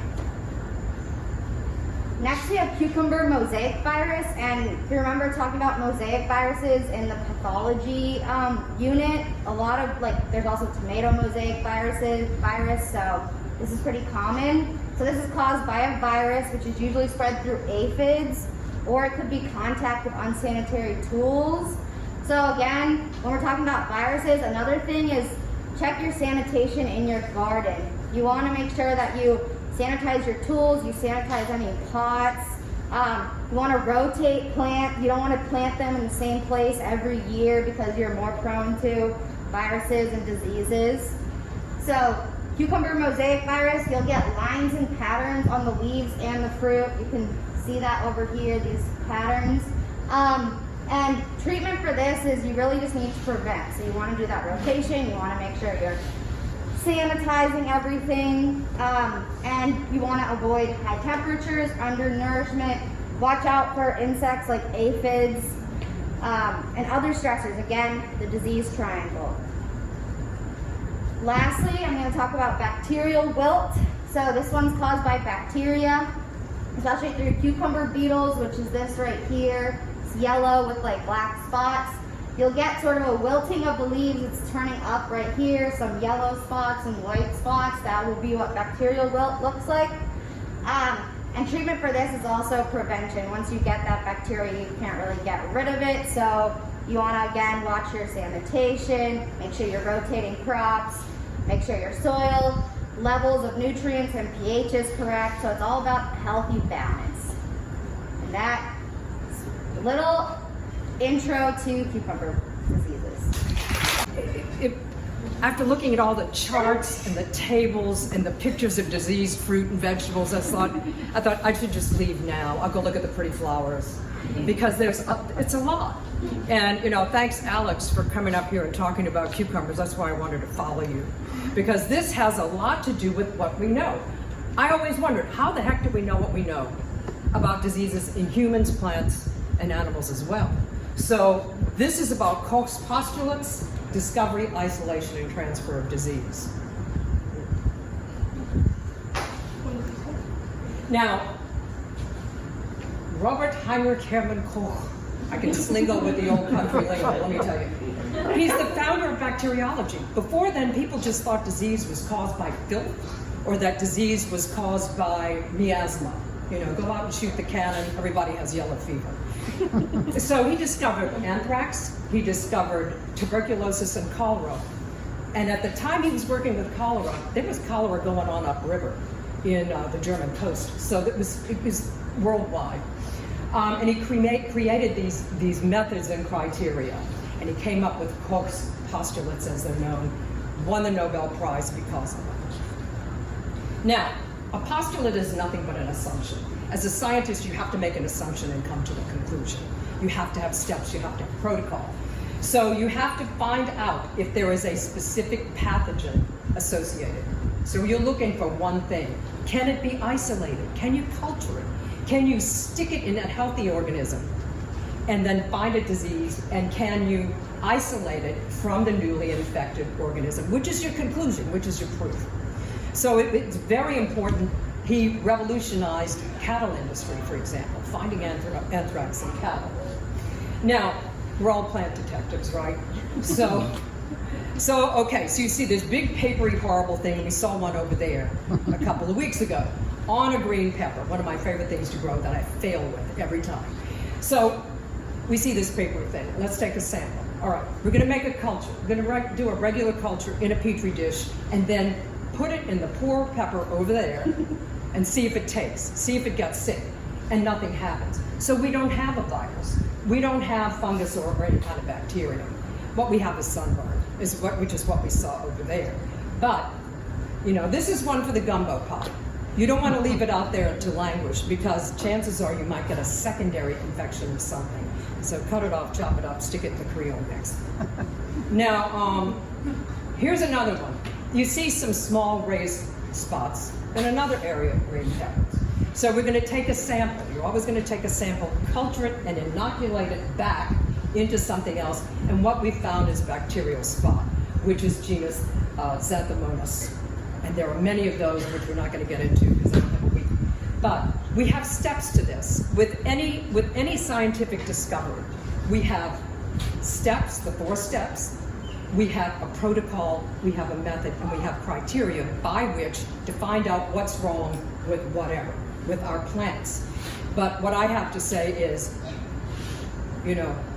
just send a sample up to LSU. We don't have to go through this, but it's a really interesting thing to see. So here are my references. There are many more out there. There's a lot of information about this. So thank you. All right, hello everybody, my name is Rob Larson, and my topic that I picked was 5 different varieties of snap beans. Phaleus vulgaris is native to South America, and it actually grows through the whole region, down through Argentina, all the way up through North Mexico. And it's been cultivated for over 7,000 years. It's actually part of the Holy Trinity for indigenous tribes. They would grow corn, and the beans would grow up the corn, and then at the bottom they would grow squash. And it was considered the three sisters of the original food crop trade. Today, we're going to talk about bush beans, because whole beans are a little bit harder to grow, and you need more equipment to grow them. So, bush beans it is. They stay low to the ground. We love them. But because they stay low to the ground, they have a little bit more diseases than whole beans. It doesn't matter to me. Planting. You're going to plant your beans in the ground when it warms up. You cannot plant in the 60s. If you plant in the 60s, they're all going to rot and they're all going to die in that form. It's not going to be good for you. It's a good idea to inoculate with some mushrooms if you can. We all love the mycorrhiza. 8 to 10 days, you're going to get plants out. You're going to need full sun, 6 to 8 hours. And then once the plants grow a little bit, you can mulch with 3 or 4 inches to keep it moist. It's going to need a very moist, but also airy soil. Watch the fertilizer, because it is a nitrogen fixer, and if you add additional nitrogen to it, then you're going to be messing up the whole system. Not so much of a problem here, but in the west, there are boron issues because of irrigation. We have quite enough irrigation as it is here, so we don't need to add anything to the soil. But during initial fertilization, you might want to stay away from mixes that have additional boron in there. Another thing everybody loves to talk about is companion crops. Alliums cannot be planted with our beans because they contain antibacterial and antifungal agents that we all know and love for our health. Unfortunately, this attacks the beneficial bacteria on the root structure of the beans, and you will not get a successful crop. There's a lot of research done to see how close you can grow them together, but at home, just don't do it. Something interesting I found was this month's gardening issue says you should plant your second round of beans right now. So anybody interested in planting some vegetables, this might be useful for you. The 5 different varieties we're going to talk about are listed here. The Blue Lake 274 bush bean is your good old green bean that you find in a can at the grocery store. It is mass produced, it is high yielding, it probably grows to about 12 inches wide, and it's going to produce a good crop for you one time. Good old-fashioned green bean, guys. To contend the snap bean, this one likes to be picked early. They set it out early so you can plant it right now and get a really good crop before it gets cold. They are used primarily for that purpose. Early yields, you can plant something else in its place. You can plant one to get a good nitrogen exchange. Derby beans. Derby beans are long and also slow growing because they are so long. But they take hurricanes pretty good because the beans don't fall off of the leaves. It's kind of interesting though, because when you go to pick it, it just slips right off. So it hangs on for dear life until it's ready to be picked and eaten, and then you can enjoy it. Bronco snap beans I don't like because they are mass produced by Bayer. And they are specifically created so that they look pretty in the supermarket. They have a waxy structure and a dark green texture that is very nice, but they can sit on the shelf for 6 months and still look exactly the same, and you're not really going to get a nice flavor out of it. These were invented so they can look nice and be shipped very easily. These were invented before those, and were invented for the same reason, so they could be shipped very easily. They look a little bit better, taste a little bit better, and actually store a little bit better because they're very fibrous, and they primarily go overseas, long distance shipments, things like that. But they all go very well in once. Bean diseases. I don't have a lot of time to talk about that. BCMV is the most hated one, and everybody breeds to resist it. Blight, you gotta just throw away your plants, too bad, so sad. Rust and mildew, we're gonna have that all over here because they both have to do with wetness. Try to pick off the leaves, but don't rustle it a lot because you'll spread it. Bring in the beans.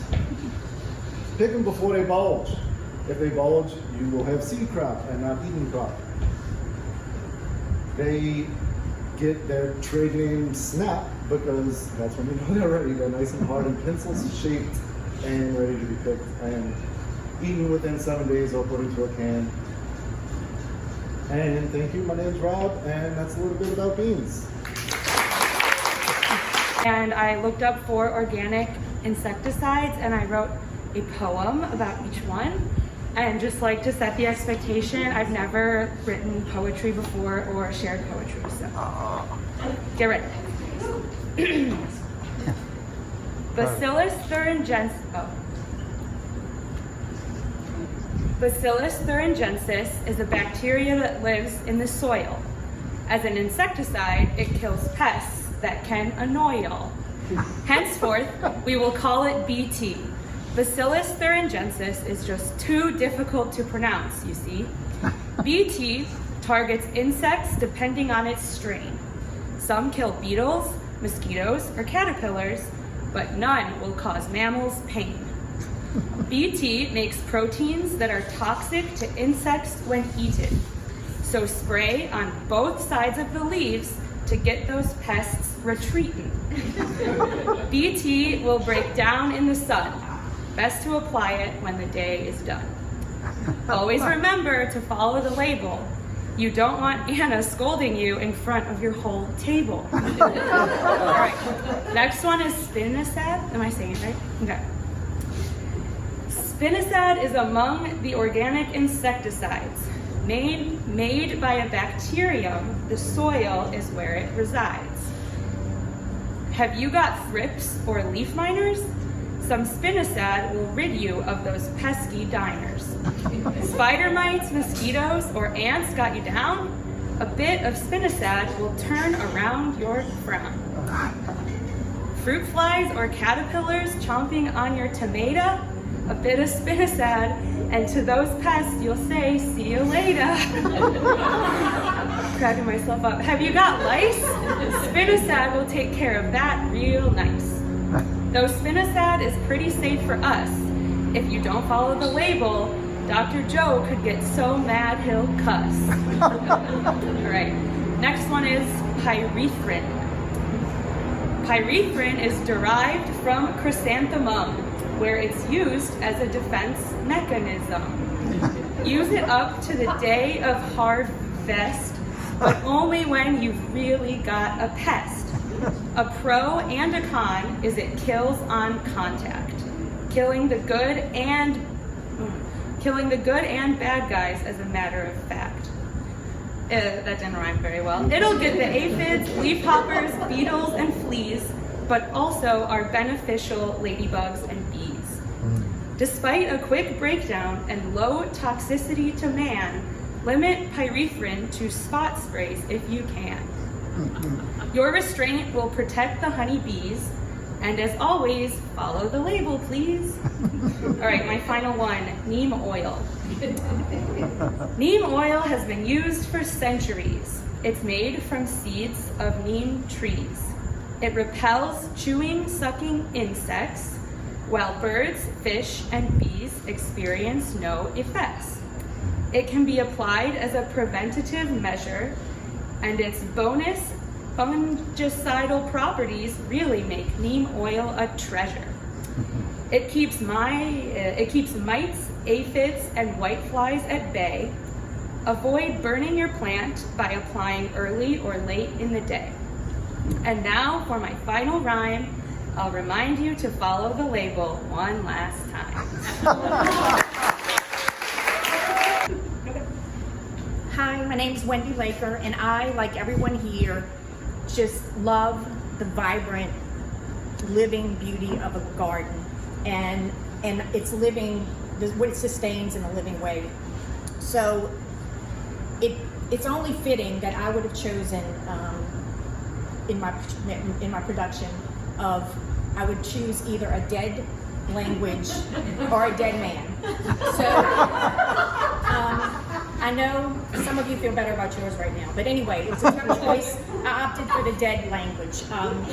But just as a shout out, honorable mention, I want to mention Heinrich Anton de Berry. He's considered the father of plant pathology, and unfortunately, he didn't make the cut. So his face kind of shows that maybe he's a little peeved that I didn't pick him, but anyway. So let's get all the old dead white guys out of the way. And the next one is Carl Linnaeus.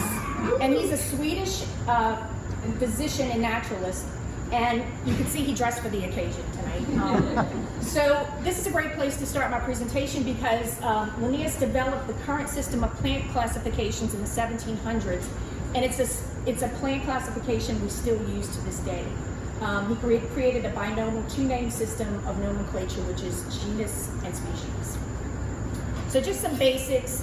Botanical nomenclature is the formal scientific naming of plants. Scientific Latin plant names are used as a means of classifying or identifying specific plants. Unlike its common name, of which there may be several, the Latin name for a plant is unique to each and every plant.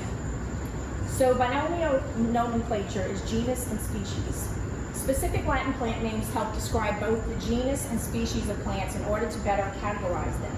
Latin words for genus or species of a plant are descriptive terms used to describe a specific type of plant and its characteristics. So for instance, hibiscus. And hibiscus, that is the genus name. But there are over 200 species. So everybody kind of knows hibiscus, you know what you want to go in there. And if you don't know specifically which hibiscus you're looking for, you're going to have some problems. And in fact, there are said to be 57 genera, which is the plural for genus, flowering plants, and there's 369,000 species, and species is singular and plural. So if they didn't have this system, an organized system, it would be like herding cattails. So this is the system that we have. And in Latin plant names, the genus is listed first and always capitalized. The species follows the genus name in lowercase, and the entire Latin plant name is italicized and underlined. So this is a shrimp plant, and you can look at it and you can say that looks like a shrimp plant. But the Latin term is Justitia brandagina, and the genus is Justici and brandagina. So the genus is the largest of the two particular groups, and it could be equated to like someone's last name, such as Gardner. And the species could be akin to like someone's first name, George. So let me introduce you to the Gardner family. So Gardner family, it's Basil and Jasmine, and they have 5 children, and they're going to a family reunion. And there's gardeners coming from everywhere. So some gardeners know this family, and they know their names, they know their kids, and some don't. So at the end of the day, they're getting ready to leave, and they're trying to find all their kids, and some of the gardeners know what the kids look like, what their names are, and some don't. So we have to kind of explain what they are and what they look like. So we'll start with Olive Gardner. So Olive takes on the side of her mother, Jasmine's family. So she has dark hair and green eyes, and she's tall. And then there's Iris and Lily, and they're kind of tall and lanky, and they look like they're twins, but they're not. But they were both born in the spring. And if you find Iris and Lily, you may find Rose because she's usually trailing behind them. And then there's George. So how do we explain George? George is a little wild. He's kind of a free spirit. Even Basil and Jasmine don't even know where he came from. But he likes to try to fit in with his sisters. But actually, he's just a little out of place. And so anyway, and then for all the children, they're all imperfect. So the last, I'm going to do a little demonstration. So you go into a store and you ask for silver shoes. Well, of course, silver shoes, they're all the same, right? Nope, they're not. So you look at this pair and you say, okay, I think I want to use that because it's comfortable and it's easy and it's not fussy. And this one is kind of intimidating, and it could be a little impressive. Maybe if you practice, you can use it, and the more you practice, you probably would get better at it. So I'm just inviting everyone to get out of their comfort zone and try some Latin, and carpe diem. To host plants, there are 2 main ways plants pollinate: wind pollination and animal pollination.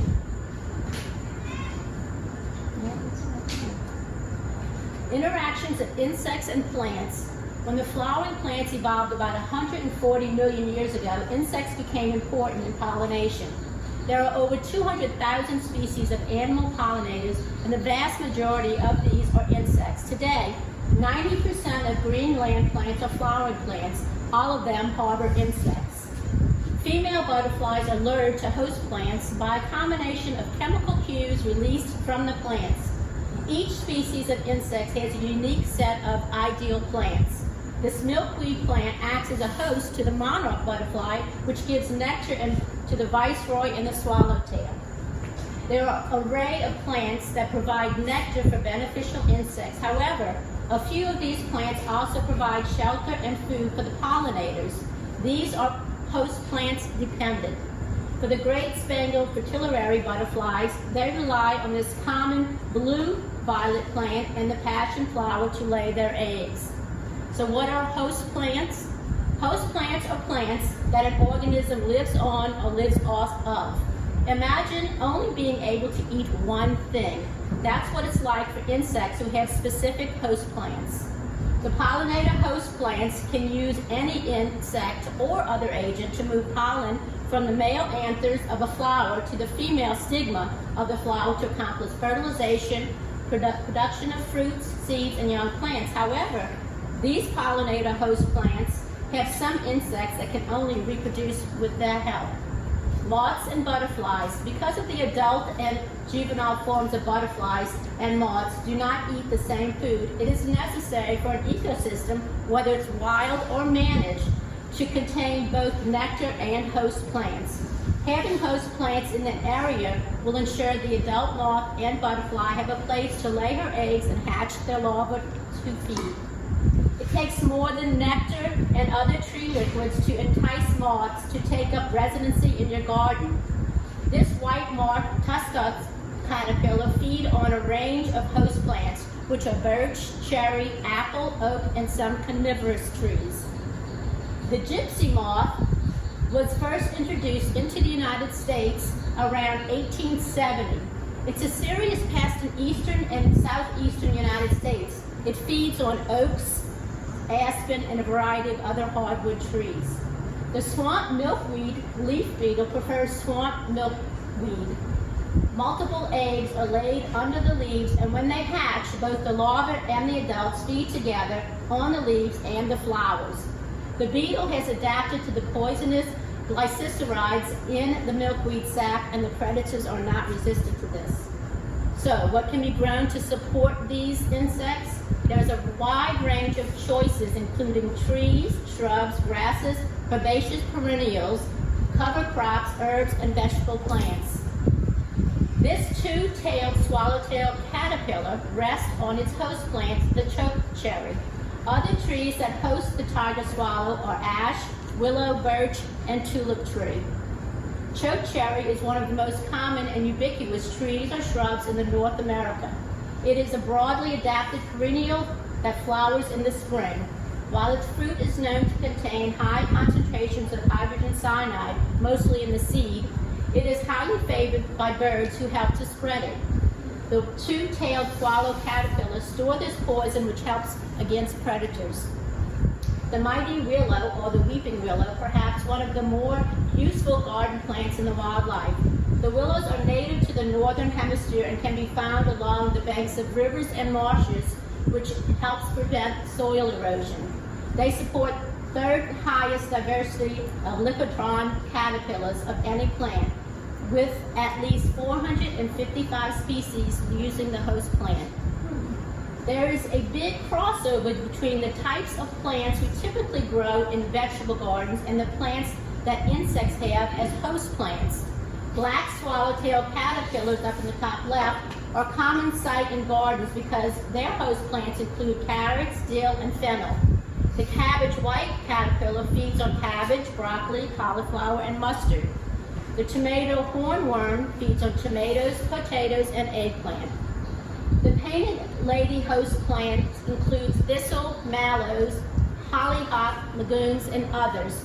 We are losing our butterfly populations because of loss of habitats, pesticide use, and predators, and other parasitic insects. If we all gave just a little of our own yards up for the insects, they might be able to make a rebound and survive for generations to come.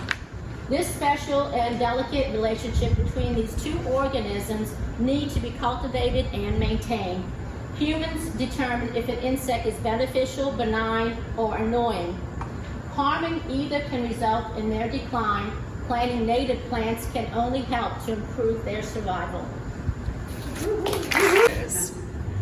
And I have a little sample of the camellia bush from my neighbor's garden, which I think might have one of the problems on here. First, a little bit about the camellia. The camellia is an evergreen shrub that falls into the woody ornamental category of plants and is a native of Japan. There are two common types of camellias found in Louisiana. The japonica camellia, which grows 6 to 12 feet tall with blooms starting in December, and the Susquehanna, I can't say it, camellia, which grows 2 to 12 feet tall with blooms starting in October. Both prefer partial shade and part sun with 4 to 6 hours direct sun and shade in the afternoon. They are acid-loving plants that desire a soil pH of 5.0 to 6.5 and good drainage. And as we know, planting in ideal conditions helps prevent any number of these diseases. So I'm going to start with scale, which is kind of one of the most serious ones. Problematic diseases which requires immediate attention.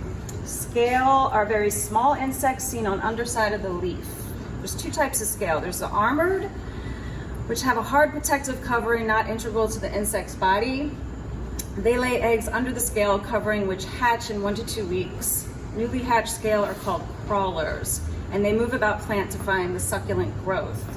Soft scales are larger and some bear their young live. The initial treatment for scale is a horticultural oil emulsion spray at the crawler stage, which is really important to get them at the crawler stage because it doesn't typically respond when they are adults. And this typically should happen sometime in March and April in Louisiana. Beneficial insects will also control scale, and if necessary, you have to apply 2 types of chemical control, insecticides with repeat applications. It's also advised to thin the plant to improve air circulation and improve pesticide penetration. So that's scale. It's here. Then we go to camellia, canker, and dieback. Both canker and dieback are caused by funguses and are most common and serious in the southeast and Gulf Coast where we have high humidity and temperatures. Symptoms of canker dieback are cankers on stems and dieback of branches. Leaves wilt and turn yellow. Canker destroys the wood tissue while healthy wood continues to grow, enlarging the stem. Dieback enters the camellia tissue through wounds and can be spread by splashing water or insects, and chemically treated with fungicides in spring at leaf drop, culturally sanitation via pruning.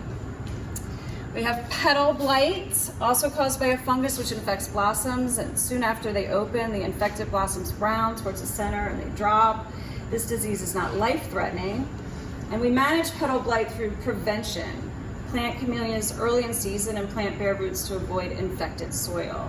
Remove infected flowers, weeds, and ground cover and remulch around that area. Fungicides on the form of soil drench can be used in late December and January. Root rot is a pretty serious one. Again, a fungal disease and one that can destroy the plant if not addressed. Camellias will decline in vigor, showing yellow foliage, limp leaves, dieback, and delayed bud opening and bud drop. Root systems fail to meet the plant's demand for water, and the death of the roots spread from the young feeder roots to older roots. Root rot tends to affect the japonica.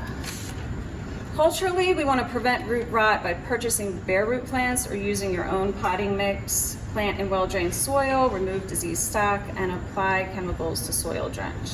It's very difficult to control once you have root rot.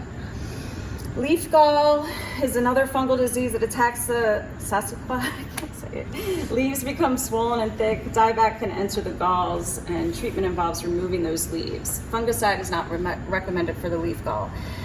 So now we have aphids.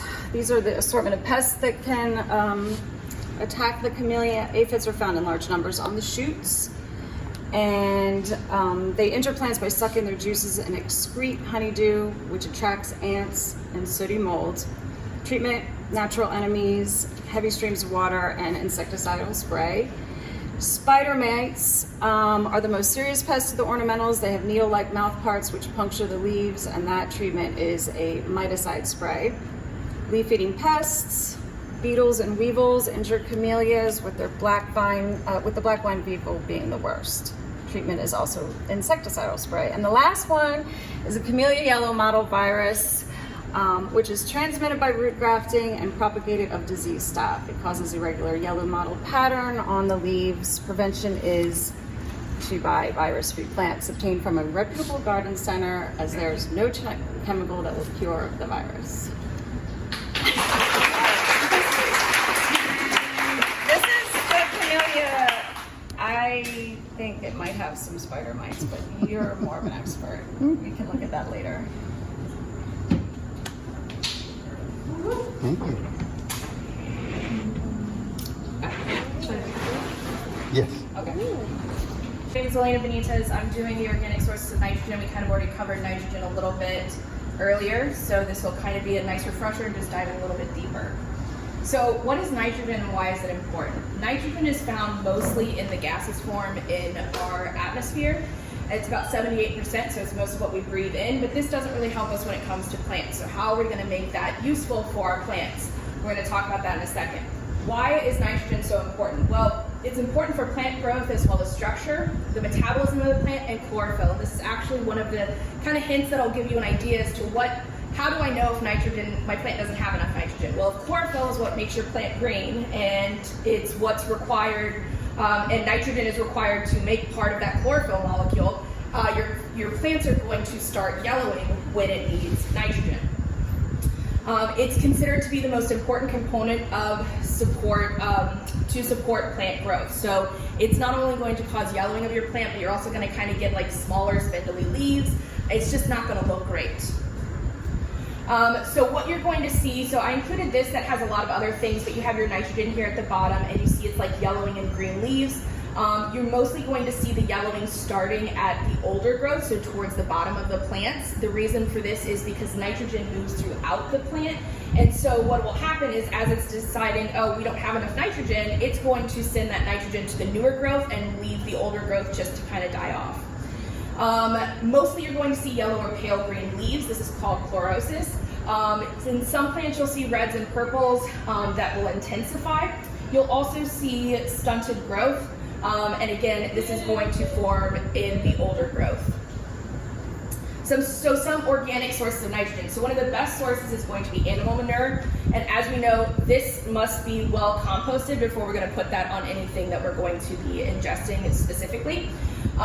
When we talk about organic, it just means that it came from something in nature, so some organism or something in nature. So we have a lot of options. Blood meal is one of my favorites that I've been using. The reason is because it's water soluble, so you can mix it into irrigation. Compost, as we kind of talked about, this really isn't a fertilizer, and you shouldn't treat it as a fertilizer. It should be more as a soil amendment that you do at the beginning, but I did add it in here anyways. Cottonseed meal, this is going to be slightly acidic. It has a slower release of nitrogen. Feather meal has a moderate release rate. Fish emulsion and fish meal, this is a pretty fast release, particularly if you're using liquid. Green manure, which is one of my favorites that I'm going to try to incorporate in my own garden, and this is like cover crops, so alfalfa, clover, peas, legumes. These are all things that will help to enrich your soil with nitrogen while they're growing. And then we have alfalfa meal, which also has phosphorus. The reason I added the times and the release rates is that's really important when you're deciding how much fertilizer you're going to put and when you're going to put it, right? If you have an immediate problem, you might want something that's a little bit quicker, so you might choose something like a fish emulsion or a fish meal in the liquid form that's going to get to it quicker. Now, the other reason that I really like organic fertilizers is because it's a lot more idiot-proof than chemical fertilizers, which means it's harder to screw up enough that you're gonna kill your plants. I love that. My motto is keep it simple, stupid, right? So one thing that you wanna make sure that you do is you don't over-apply nitrogen fertilizer. In a summer like we've had this year where we get so much rain, particularly if you're growing in containers, that's kind of hard to do depending on the release rate of the nitrogen that you're putting on there. So it really difficult. It's more difficult if you're using organic versus chemical. But you also want to make sure you have enough moisture. So you need to make sure that you have enough moisture, particularly when applying fertilizers that are high in salts, to make sure that you have enough water to get the nutrients where you need to go. So organic fertilizers can be a little bit trickier because they vary in the speed of the uptake as well as the amount of the nutrients in the fertilizers. So you just have to be careful when you're looking at that and deciding which ones you're going to put on. And like I said before, they're going to be more forgiving than your chemical fertilizers. So even though it is not impossible to kill a plant, and I'm sure eventually I will at some point, it's a lot harder. So there you go, that's it. Appleton, Dr. Joe gave us some little bitty teeny tiny things of paper that I couldn't read. I got my loops out, and it was evergreen trees, either that grow below 25 feet or above. So I chose the ones that grow above. Live oak, how could you not talk about the magnificent live oak? And they're all around us here, they're just beautiful trees. Southern magnolia is another one I think is just a really beautiful tree that should be in someone else's yard. And then the Savannah holly. Live oak is Quercus virginianum. It grows in hardiness zone 7 through 10. Mature size is 40 to 80 feet. That's a canopy spread from 60 to 100 feet. Growth rate is 13 to 23 inches a year. Sun preference, full sun to partial shade. It prefers a minimum of 4 hours direct, unfiltered sunlight every day. Soil preference, it can go in almost anything. It grows acidic, alkaline, sandy, loam, clay. It's very adaptive. It prefers normal moisture. It has fairly good flood and drought tolerance. It grows rapidly when young, can live for centuries, tolerates salt spray and compressed soil, so it does grow along the shoreline. It's a great street tree. Again, we have great examples in New Orleans, St. Charles Avenue, probably best known, but there's a nice path down the shady end. Superior wind resistance, which is important in our area. Leaves are leathery, they're 2 to 5 inches long. Produces acorns. Acorns, preferred preference for a lot of animals, wild turkeys, deer, wood ducks, raccoons, squirrels. Native Americans used to process the acorns. They'd make an oil somewhat similar to olive oil. It's a valuable building material for furniture.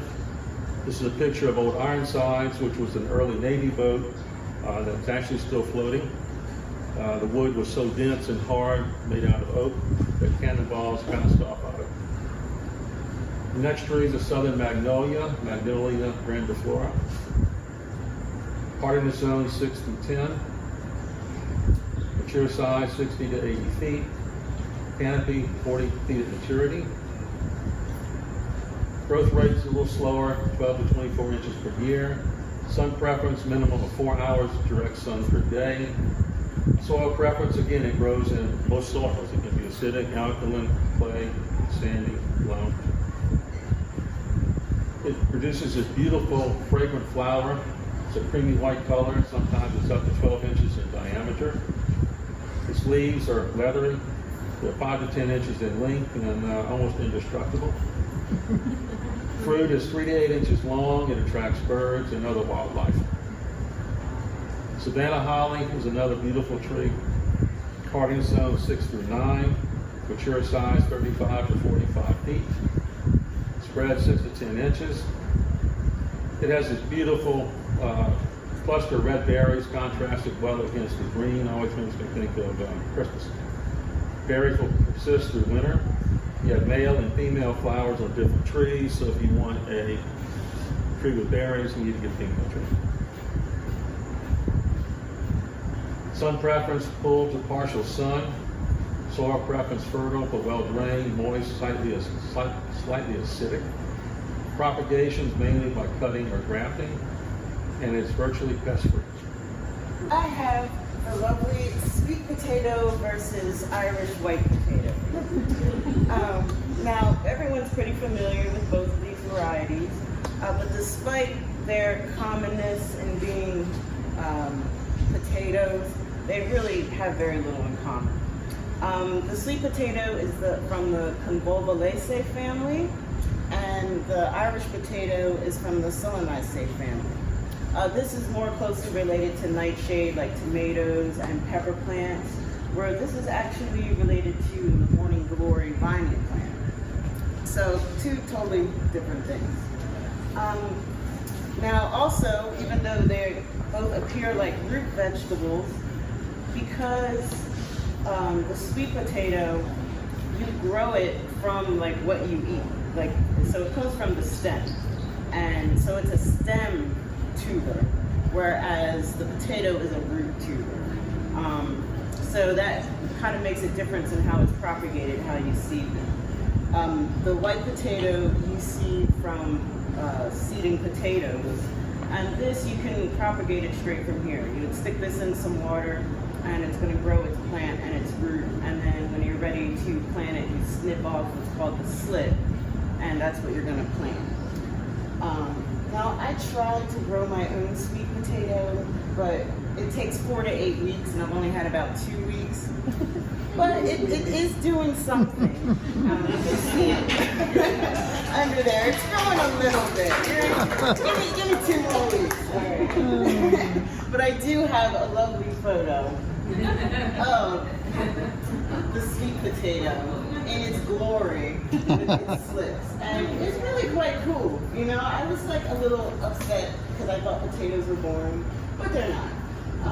That looks like some kind of alien plant that like, one day just the tendrils are gonna reach out and get you. So that's a nice, beautiful sweet potato that's ready to be, have its slips snipped. It slips snipped, and it can be propagated from that. And so then when you get the seed potatoes, you can't just get them from the grocery store because they usually are sprayed with some sort of retardant. So you have to get them from, you know, your nursery or whatever. And you want to get one that's already sprouted a little. You can sprout it at home, but it would just take a little longer and it'll be a little longer to harvest. And if you're going to plant the whole thing, you don't want it to be bigger than a golf ball. So if it's larger than that, you're going to want to cut your potato into pieces. And then when you plant it, you plant the cut side down with the eyes pointing up. And then also you want to callus it. You want it to harden so after you cut it, you don't want to plant it right away. You want to let it sit for a couple of days to harden over because that'll help prevent it from rotting. And then, what else we got? So yeah, there's another beautiful, I mean, you can just, the thing with sweet potatoes is you can just kind of have them, they're ornamental a lot of times. People grow them for their leaves and foliage. They don't even have to eat the fruit. They just have sweet potato vines. See how pretty that is? And you can eat the leaves too, that's the difference. Irish potato leaves are poisonous, whereas the sweet potato leaves are edible. They're great in salads and like sauteed like spinach. And this is like a sprouting Irish potato. So you see that's a little bit different. It's not as pretty. You know. And that's like the seed potatoes, so you can see that those are sprouted. So they're all ready to go. They kind of look about the size of golf balls, so I don't know if you have to cut those up too much. And then that's potatoes in a raised bed. You can grow potatoes in pretty much any container, whether it's pots. People use bags like potato grow bags. I think the only difference with that is that you're going to have to watch the water a lot more than you will in ground or in raised beds. Oh, and then these, you know, look how beautiful. Like potatoes come in so many different colors and shapes and sizes, just like human beings. Growing Brussels sprouts. Yay. I don't know why it tilted that way, but okay. No, it's good. For some reason. I'm going to try to cover all of these in 5 minutes, so I'm going to talk really fast. So let's see. Try to get the thing to work. Isn't that fun? Down and never tell what happened. This is not good. There we go. Did you know that Brussels sprouts look like this when they're growing? Some people are saying yes. Look how incredibly interesting that is. Wouldn't you want to have one of these in your garden? And you can, actually. This is, and I'm going to try to say the correct Latin term, Latin experts out there. It is Brassica oleracea. Brassica oleracea. Okay. And it's a form of cabbage, actually. It belongs to the mustard family. And it's widely grown in Europe and North America. And it has edible buds as the sprouts. And actually, interesting fact is that Brussels sprouts were probably grown in Belgium way back in 1200. But the first recorded description dates to 1587. Of course, its close relatives are broccoli and cauliflower, anybody have those, and kale. But it's best grown in the cool, humid climates. It is the slowest member of the cold crops. It takes 80 to 100 days or more from transplanting to harvest. But it's very hardy. It's a nice hardy little monster-looking fun thing. It tolerates 20s, as low as 20s, but it doesn't tolerate extreme heat. So that's why we need to try to grow them during, or have them grow the longest time when they're getting their buds during the cooler times. So Brussels sprouts plant typically grow as annual vegetables, but they are biennial. Biennials? Is that what you said? Biennials? And they have two partners. Anyway, in Louisiana, Brussels sprouts can be transplanted in the garden from August through October. So you have time to get this in your garden to be harvested in late November, December, January, and February. These are some other varieties of Brussels sprouts. They have purple and red. Did you know that? Cool, yeah.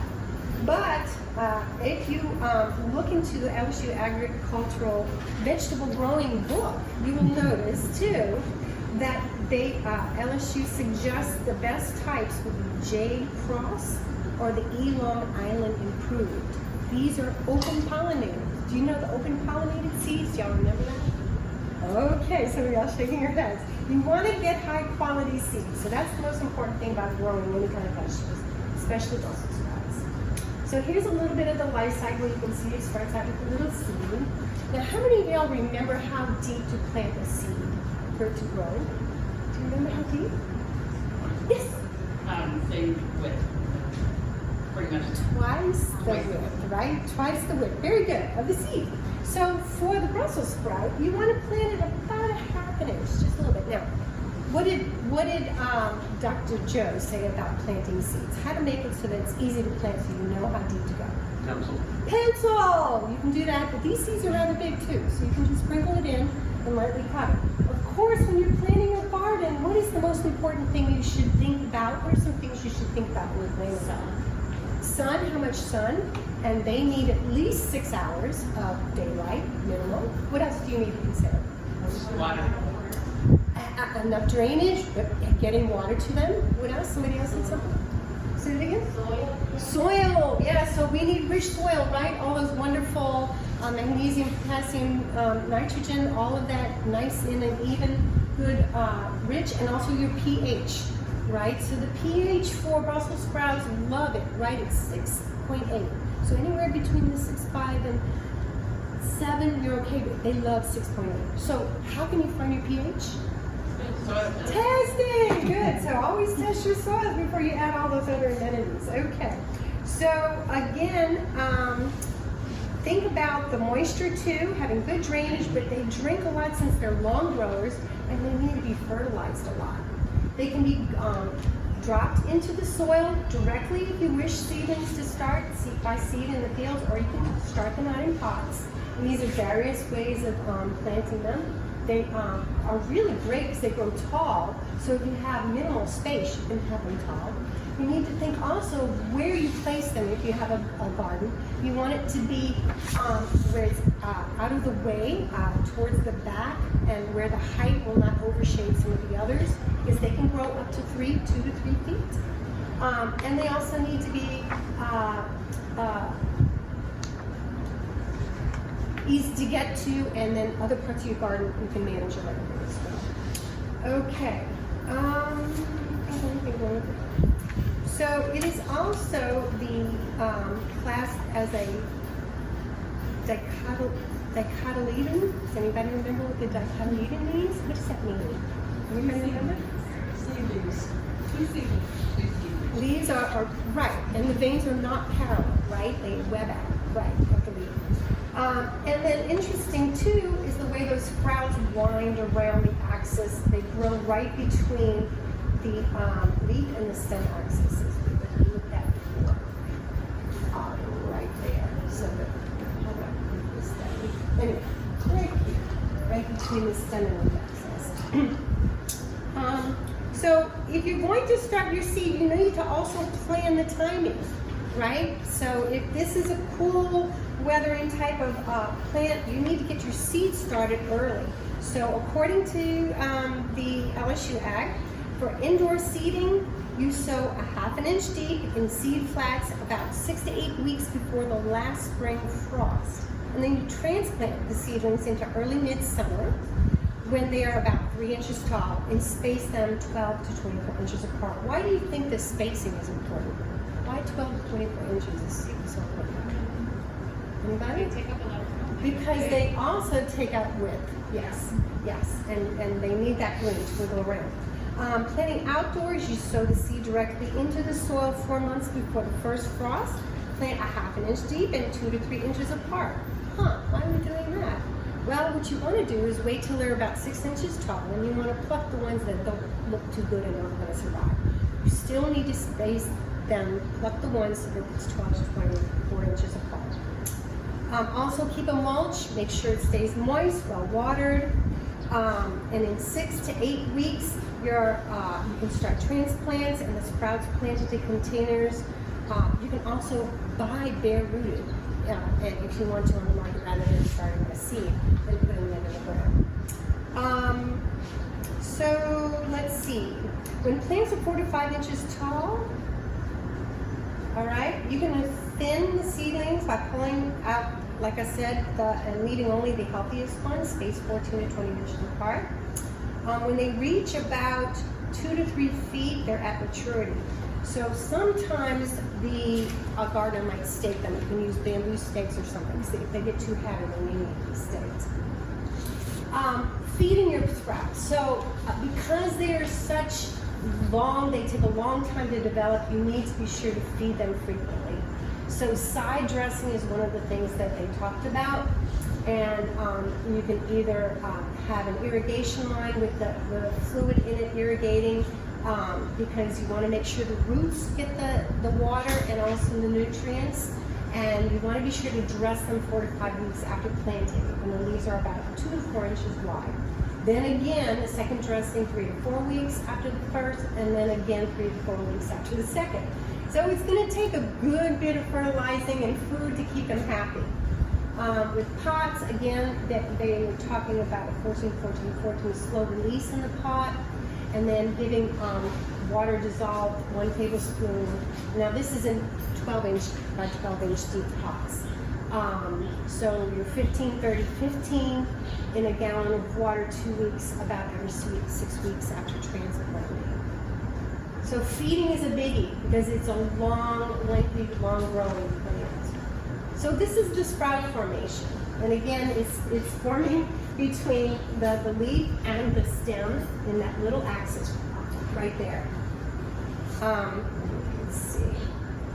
So they start forming at the base and go upwards.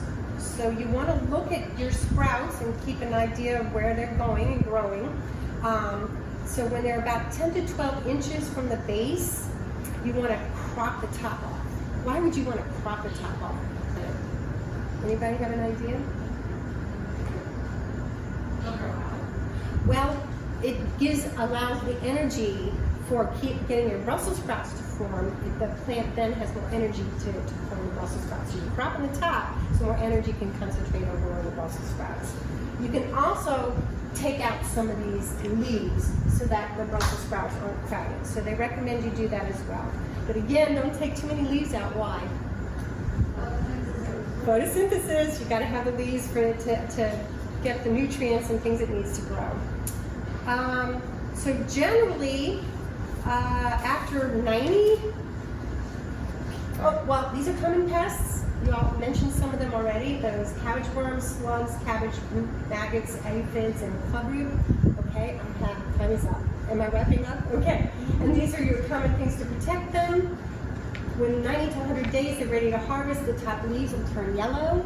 You can either chop them all off and take the whole thing home, or you can start taking them a little bit at a time. They'll last a few weeks, just taking a little bit at a time. Serve them up, eat them. They're very good for you, high in nutrients, even proteins.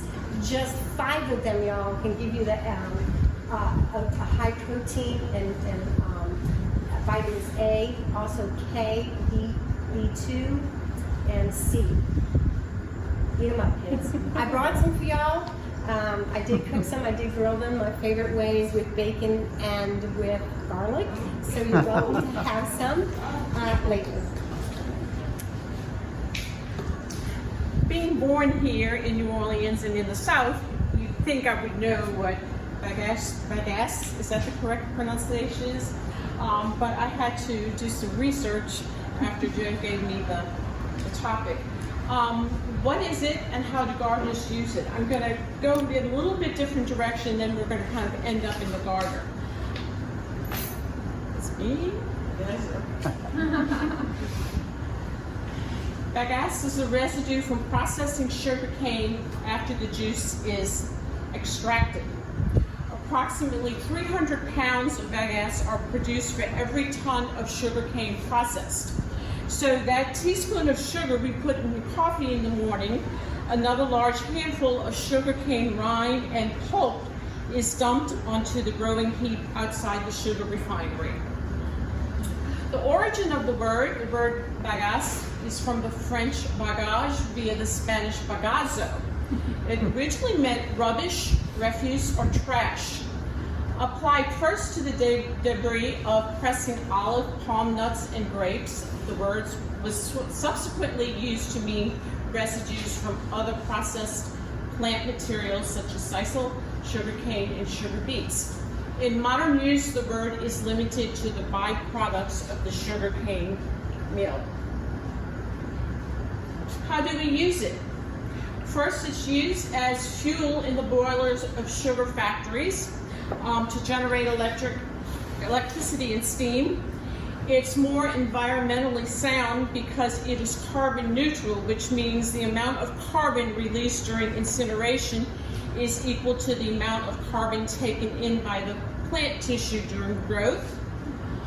It is used in paper products, and I brought some paper products like this, and I had some mushrooms in here, and your takeout container here. More and more are using that as opposed to the styrofoam and plastic.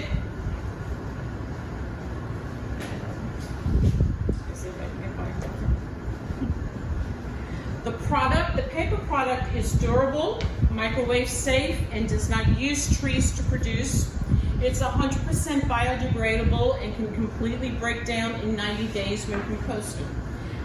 It's also used, the bagasse is used as an additive to animal feed. It's mixed with molasses and enzymes to produce cattle feed. Some unconventional uses, I believe LSU did a research project making bendable concrete where they replaced the river sand in the concrete with sugarcane bagasse ash. Oil spill absorption. I'm sure you've seen that before, where they fill up the tubes with the sugarcane fiber and they put it around oil spills to absorb there. And also erosion control. They make mats like this and put it on the freeway embankments to keep the earth in place until the grass grows. And they can also put grass seed in there. But how can it help us gardeners? We have bagasse mulch. It's less expensive than most mulches. Breaks down and improves the soil by adding organic matter, encourages earthworms to burrow, improving the structure of the soil. The kind of a negative thing, it can be very dusty, so they suggest if you put it down, you need to add a mask. Everybody has a mask these days, so that shouldn't be a problem. I looked high and low because I wanted to bring a sample. I even was going to drive to Homa and get one, and I hear from reliable sources that it's just not the time of year to get this. I guess it's harvested in the fall, maybe, and I had also thought the only other place I found it was Australia, but my husband put his foot down and said, no, I'm not going to Australia to buy mulch, so I don't have any for you. Biodegradable pots, I have some here. I'm sure you've seen them at Lowe's and Home Depot. Let me see. Seeds can be started indoors in the biodegradable pots, and when warmer weather arrives, the entire pot and the sprouted plant can be planted in the gardener, and the containers will break down. This was very interesting. This was an environmental flower pot that I found. The inner wall of the flower pot is made of the bagasse, and it serves as fertilizer for the growing plant. And then the whole pot can be transplanted together with the plant into the soil to grow further. The outer wall also consists of the pressed bagasse and will slowly degrade over time. How many times do you plant your front garden, you end up with all these little plastic pots all over the place? And it would be nice just to plant it and use something like this, and you don't have to do anything with that plastic. That'll take a gazillion years for it to decompose or whatever. It's also used as a soil additive. Sugarcane byproducts, that's the bagasse leaves, pressed mud, and the molasses can be commercially composted, and the addition of manure is necessary in order to get the right ratio. And it turns into a nutrient-rich fertilizer of nitrogen, potassium, phosphorus, and thus enhancing the quality of the soil. It also improves soil water holding capacity. Wrong one.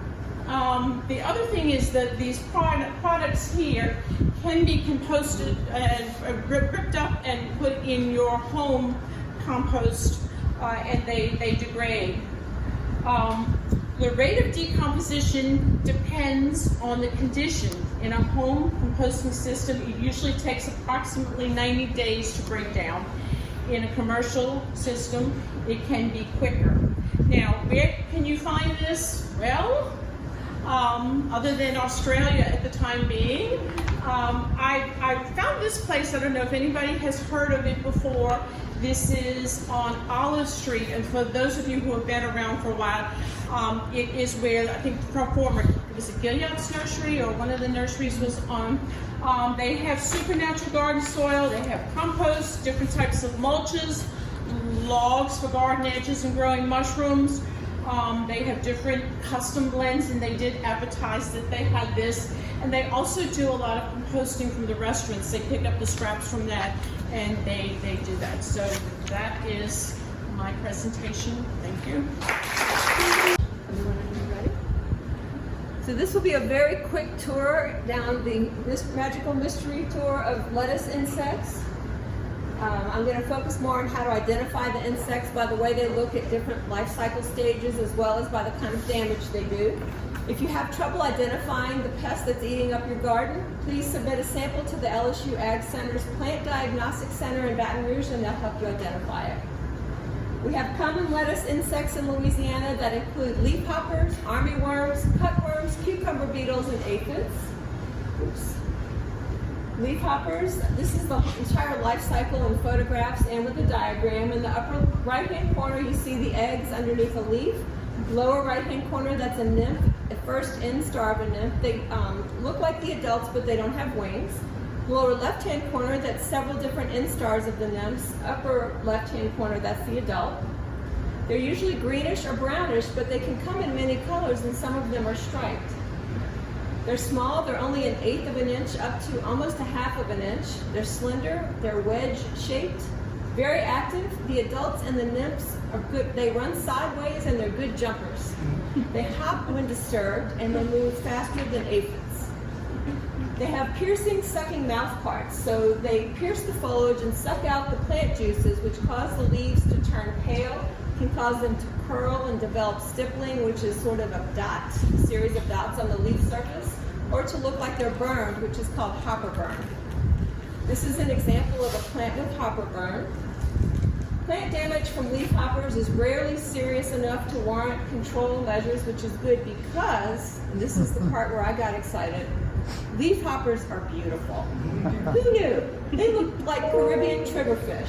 I fell madly in love. Look at this. What's not to love? Beautiful. I'm going to take this one home. Make it my pet. There are more leafhopper species worldwide than all species of birds, mammals, reptiles, and amphibians combined. Armyworms. Yuck. Don't want them as a pet. The larvae are voracious eaters with chewing mouth parts. They consume everything in sight, then they migrate as an invading army to find new victims. Their coloring is similar to camouflage fabric, so they are the duck dynasty of the lettuce insect world. The leafhoppers are the supermodels of the lettuce insect world. Some armyworm varieties include these. That's not all of them.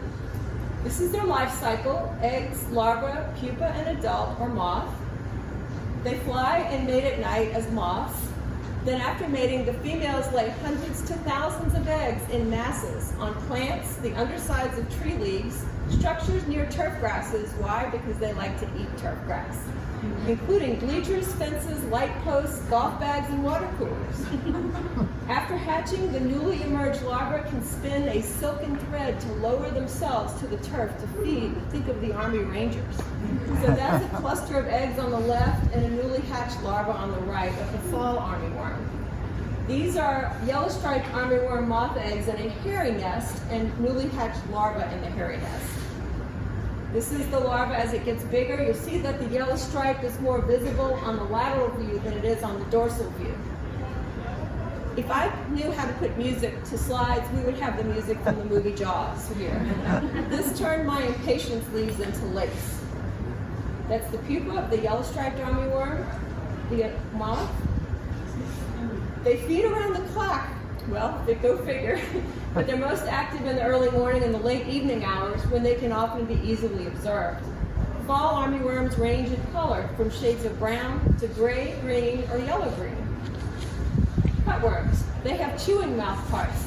Some of them will curl their bodies around the stem of a plant and cut it off just above the soil level, and that's a black cutworm larva there. And you see this type of damage is different than armyworms. Armyworms eat either the whole leaf or they leave big holes in the leaf. That's a cutworm. They typically will curl into a C shape when you disturb them. They're solitary feeders instead of armyworms.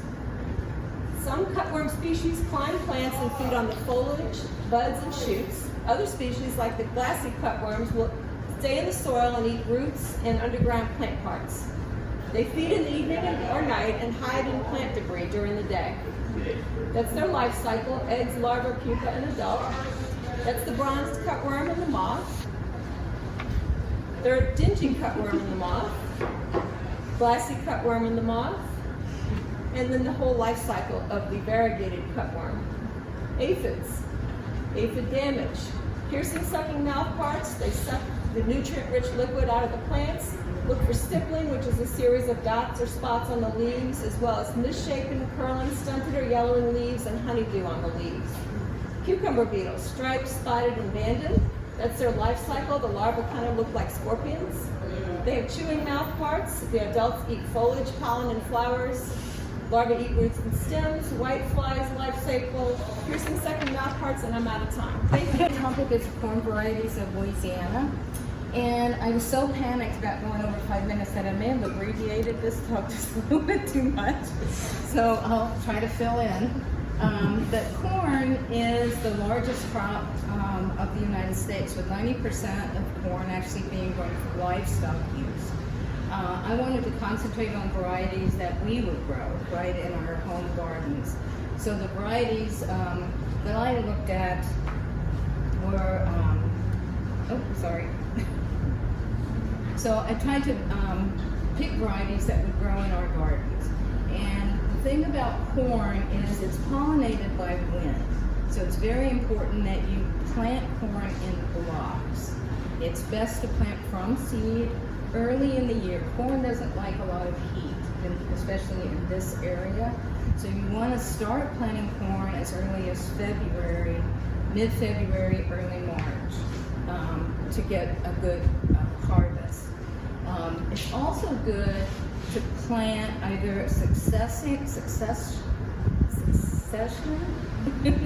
plantings, where you plant the same corn either a week, 1 or 2 weeks apart, because what happens is when you plant a block of corn, it all matures at the same time. So if you don't do that, then you just have one crop of corn ready to eat. So if you plant it every 1 to 2 weeks, then you'll continue to get more corn. Or you can pick varieties that are early, mid, or late maturing varieties, and you can plant those all at the same time, usually in separate blocks. They need full sun, and again, because of wind pollination, they need to be in these blocks, not in rows. You usually can harvest about 30 days after you first see the tassels, or the male part, and then they come out first, and then the silks, and then about 30 days after that, they'll be ready to harvest. So using the LSU Ag Center publication, I picked out 3. I went down to Lowe's and to see what was actually available in this area, and I picked out 3 varieties that are commonly grown and successfully grown in corn. Apparently, I haven't grown it myself here in Louisiana. It's pretty easy to grow. They're pretty rugged crops, and this sweet variety is what we grow, not the field corn that's for livestock. The other thing about corn, because it is the #1 crop, there's quite a lot of varieties that have been enhanced, right? Because I think there must be a lot of research that goes into corn. So the sugar enhanced varieties, once you pick corn, or once it matures, it has a very short sort of shelf life before the sugar turns to starch. But if you get a sugar enhanced variety, then that lasts a little bit longer.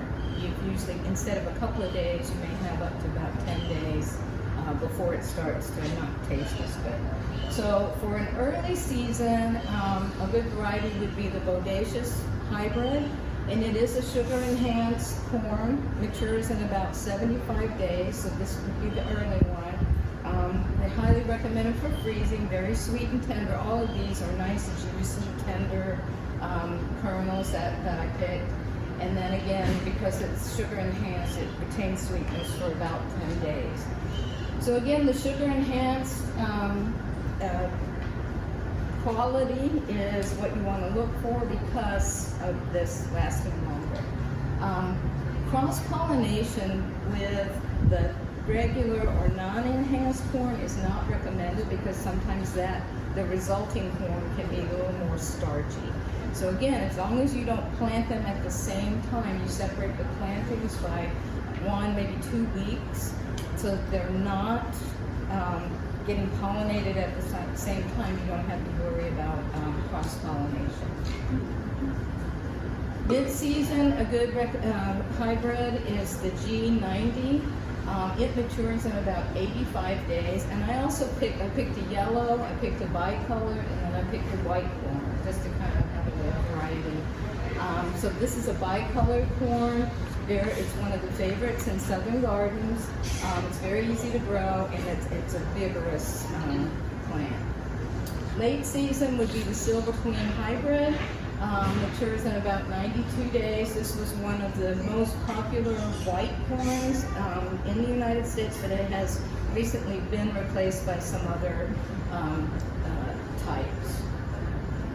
My reference was primarily the sweet corn publication from the LSU Ag Center. There's a lot of really good information about fertilizing, and most of these varieties are also disease resistant to most of the more common diseases. So again, I think that's a product of extensive research in the area of corn.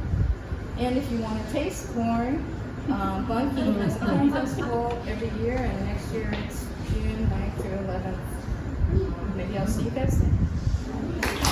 Ready? Okay. I wanted to go next because I'm Susan Goss, and I wanted to go next because the woman that I studied spent her entire life studying corn. So I think Julie and I should have done something in tandem. But I want to tell you about Barbara McClintock, who was a geneticist. Widely considered one of the most important and distinguished scientists of the last century, Barbara McClintock almost didn't get to go to college. She was born June 16, 1902 in Hartford, Connecticut, to a family of small means. Like most girls of that time, education for Barbara was not as important as securing a socially appropriate marriage. However, her cleverness, I love that word, caught the attention of both her teachers and her father, who allowed his daughter to enroll in the Cornell School of Agriculture in 1919 at age 17. She excelled in the classroom. She played banjo in the Cornell jazz band, and she was elected president of the women's freshman class. Women's freshman class. She was also able to take the course which would change her life, and that was genetics, which was a very new topic. It was a very new discipline. Cornell only offered the one undergraduate class, but she was fascinated by it, and particularly in cytogenetics, which is the study of chromosomes and their genetic behavior. She earned her undergraduate, master's, and doctorate degrees in botany from Cornell and made great strides in the study of cytogenetics of corn, but still was unable to find a job after college. Her alma mater, Cornell, was unwilling to hire a woman as a professor. After the turmoil of World War II derailed a Guggenheim Fellowship to work in Berlin, she took an assistant professorship position at the University of Missouri, where she found the other teachers disagreeable and antagonistic. It gave her access to a lab, but she couldn't. In 1941, she joined the team at Cold Spring Harbor Laboratory on Long Island. This was funded by the Carnegie Institute, and the lab allowed her the freedom to study the corn genetics, which fascinated her. She stayed there 26 years till her retirement in 1967 and was given a Distinguished Service Award. She actually remained a professor emeritus until her death in 1992 at age 90. Early in her research, she began to study color patterns of corn at the genetic level. She noted that kernel patterns changed too frequently over the course of several generations to actually be considered mutations, and she couldn't figure out what was responsible for that. The answer she found contradicted prevailing genetic theory. So what happened?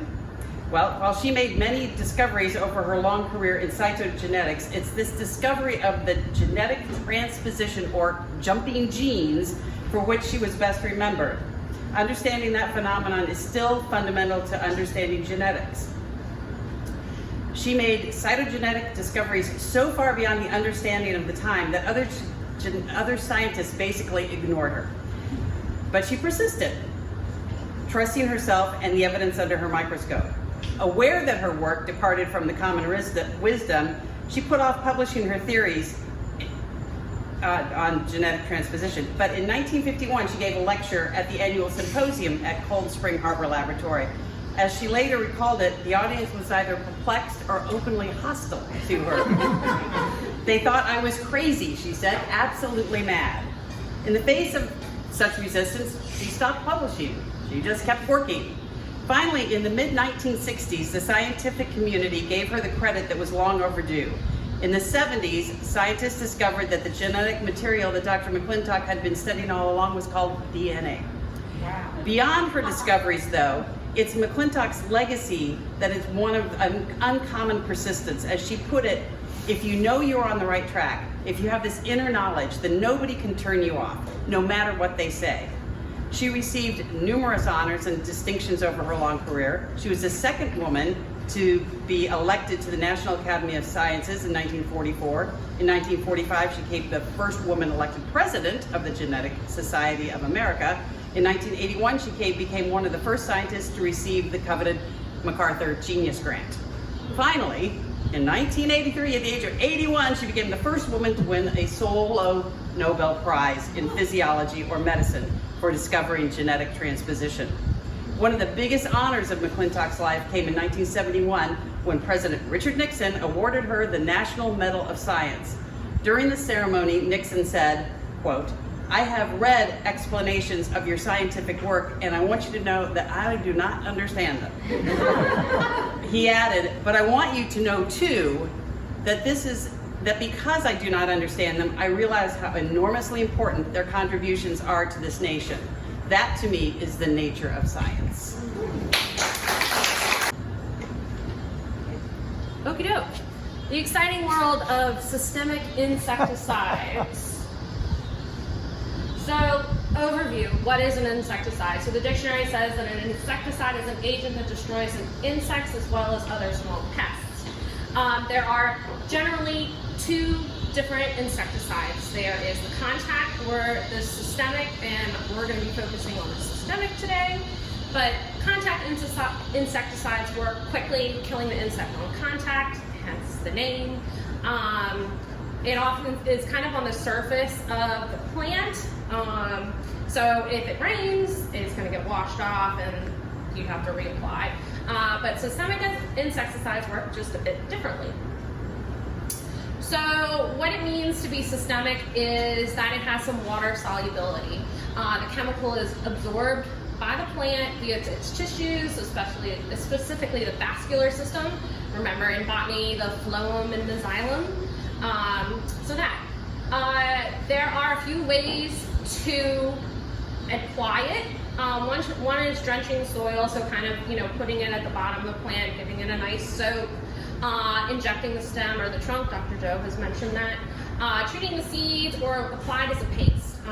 Most often it's kind of drenching. Once applied, the plant will soak it up and it will be throughout the plant. So anytime an insect feeds on it, the sap, the leaves, or whatnot, they ingest the pesticide and will die. That's rough. So before applying any insecticide in your garden, read the product label. Very imperative. You could kill your plant, harm your plant.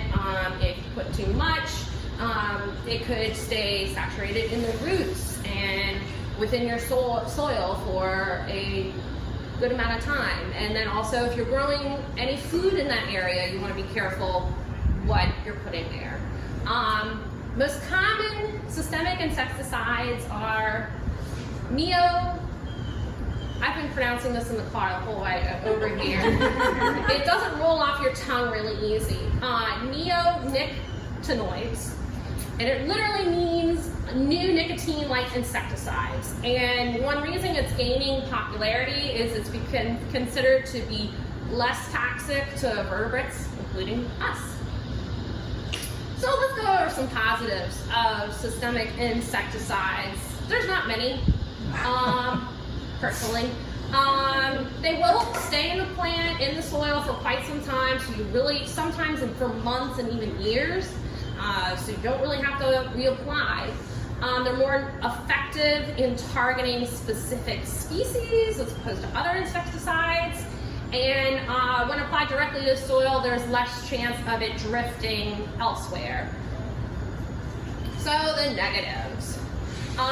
When the neonicotinoids were first introduced, they were advertised as having less harmful impacts than other insecticides, but that's kind of proving not to be true because they are having a detrimental effect on our pollinators and also in aquatic invertebrates due to runoff and seepage or leaching.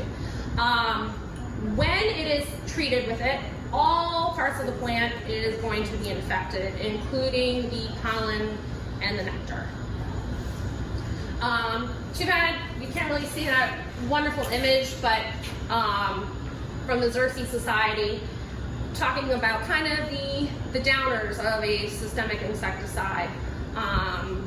So it will not kill the bees, but it can really adversely affect them. They have trouble finding their way home or locating flowers, and it just really impacts their ability to find food and forage. But without any pollinators, your produce choices would be very slim to non-existent at your local grocery store. Some alternatives. I don't personally like to use pesticides, and some conservation societies are working to reduce the use of them. So some natural alternatives might be just as helpful. Annoying or aggravating aphids. Try some ladybugs. You can buy them at your local, some local shops. I mean, they do have a shelf life, so to speak. You can buy them online. Or you may be just lucky and they just come flying in and eat your aphids. A single ladybug, beetle or larva, because beetles go through complete metamorphosis, egg larva, pupa, adult, they can eat up to 50 aphids a day, which is like a lot. So usually they'll eat and kind of like move on. If you do ladybugs, you want to do them at night. Put them at the base of your plant and they will climb up. Because if you put them out there during the day, they're just going to fly away. Try with some tent caterpillars, try some neem oil instead. And these are all pictures that I have taken of different insects at my house or on nature trails. So yeah. Oh, and the spiders too. You can't forget about the spiders. So. I'm talking about citrus diseases. Super exciting. Okay, the first one is citrus canker.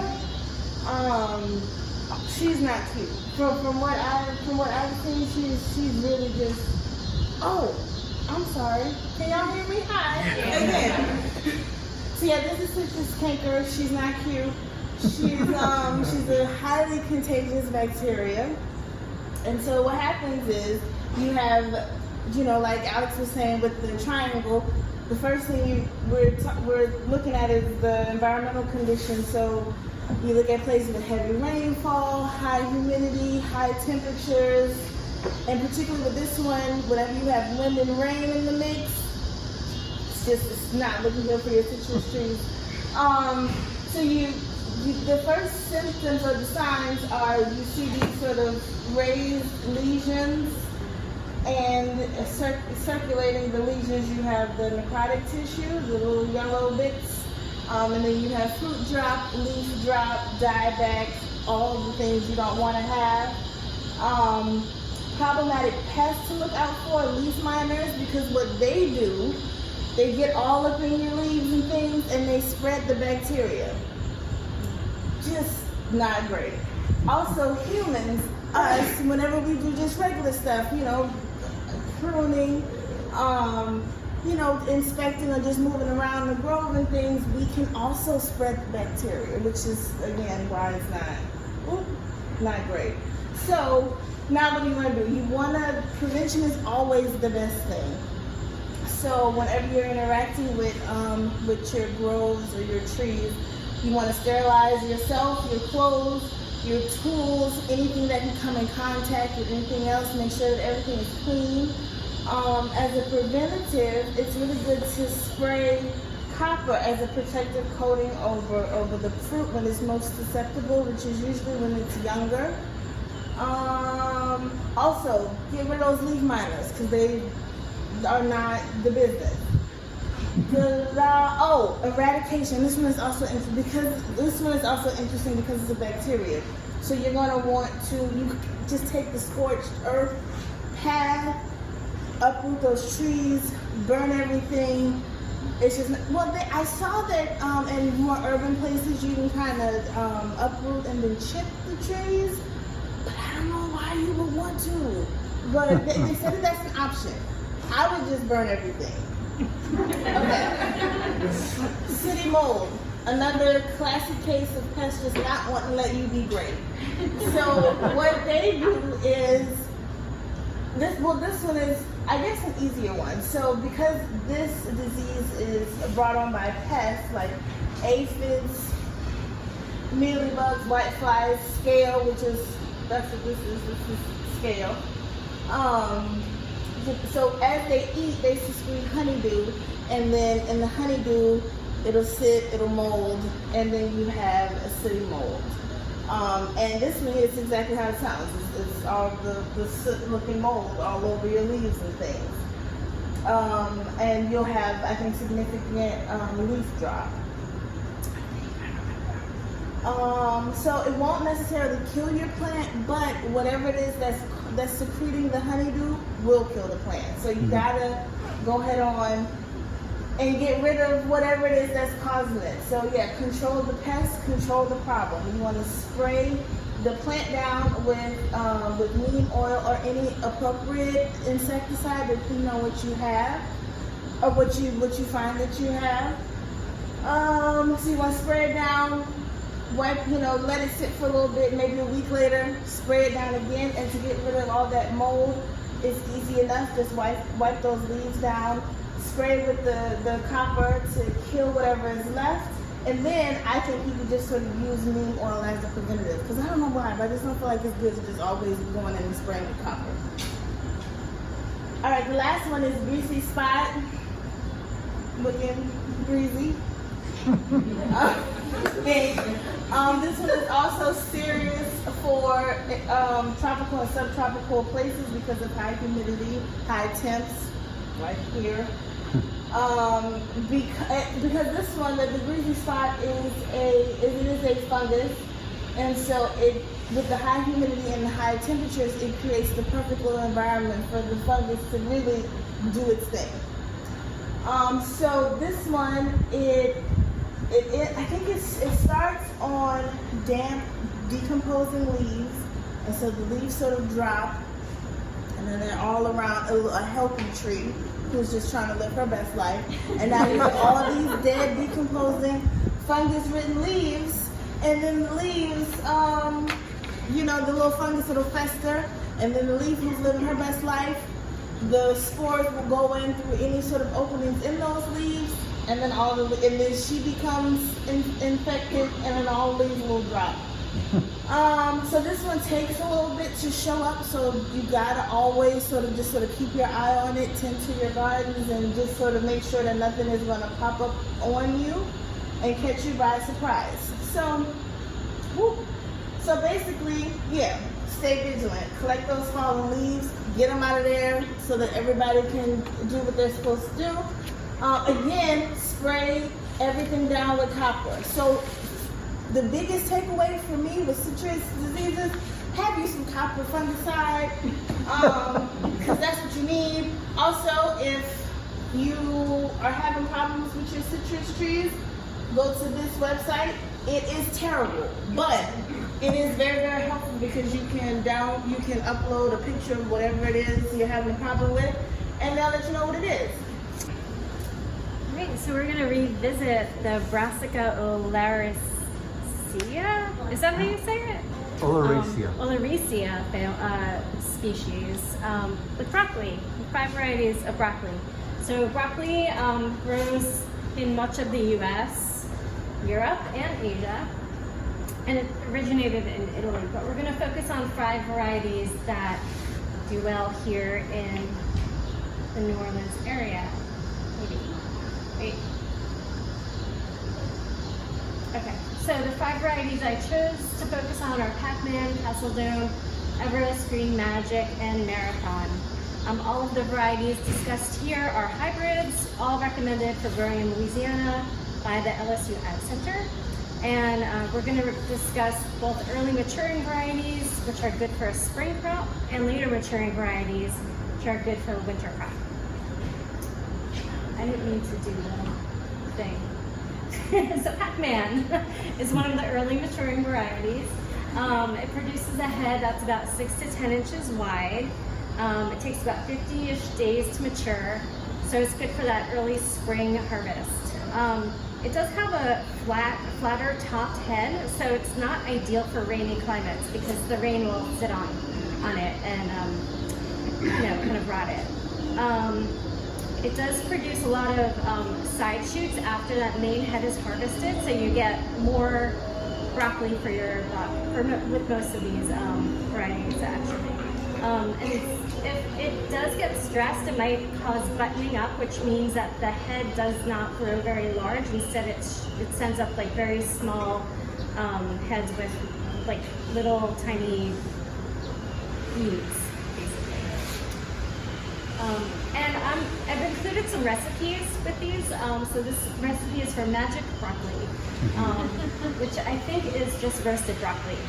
But that's one of my favorite ways of eating it. All right, the next is Castle Dome, which is another early maturing variety. So again, good for spring. and takes about 50 days to mature and improves upon the Pac-Man variety, so it's even more heat tolerant. All of these are heat tolerant varieties. It produces a medium but more domed head, so it's better for our rainy climate. It's pretty uniform. It's resistant to brown bead and hollow stem, which are some diseases that are common in broccoli. And also it's heat and cold tolerant, so it's good for not just here, but in colder environments. And broccoli pesto pasta was another recipe I found. So you're actually using the broccoli to make the pesto with basil.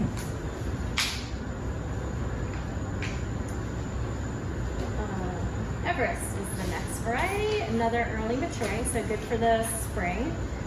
This was the most recommended variety in LSU's field trial in 2013-2014.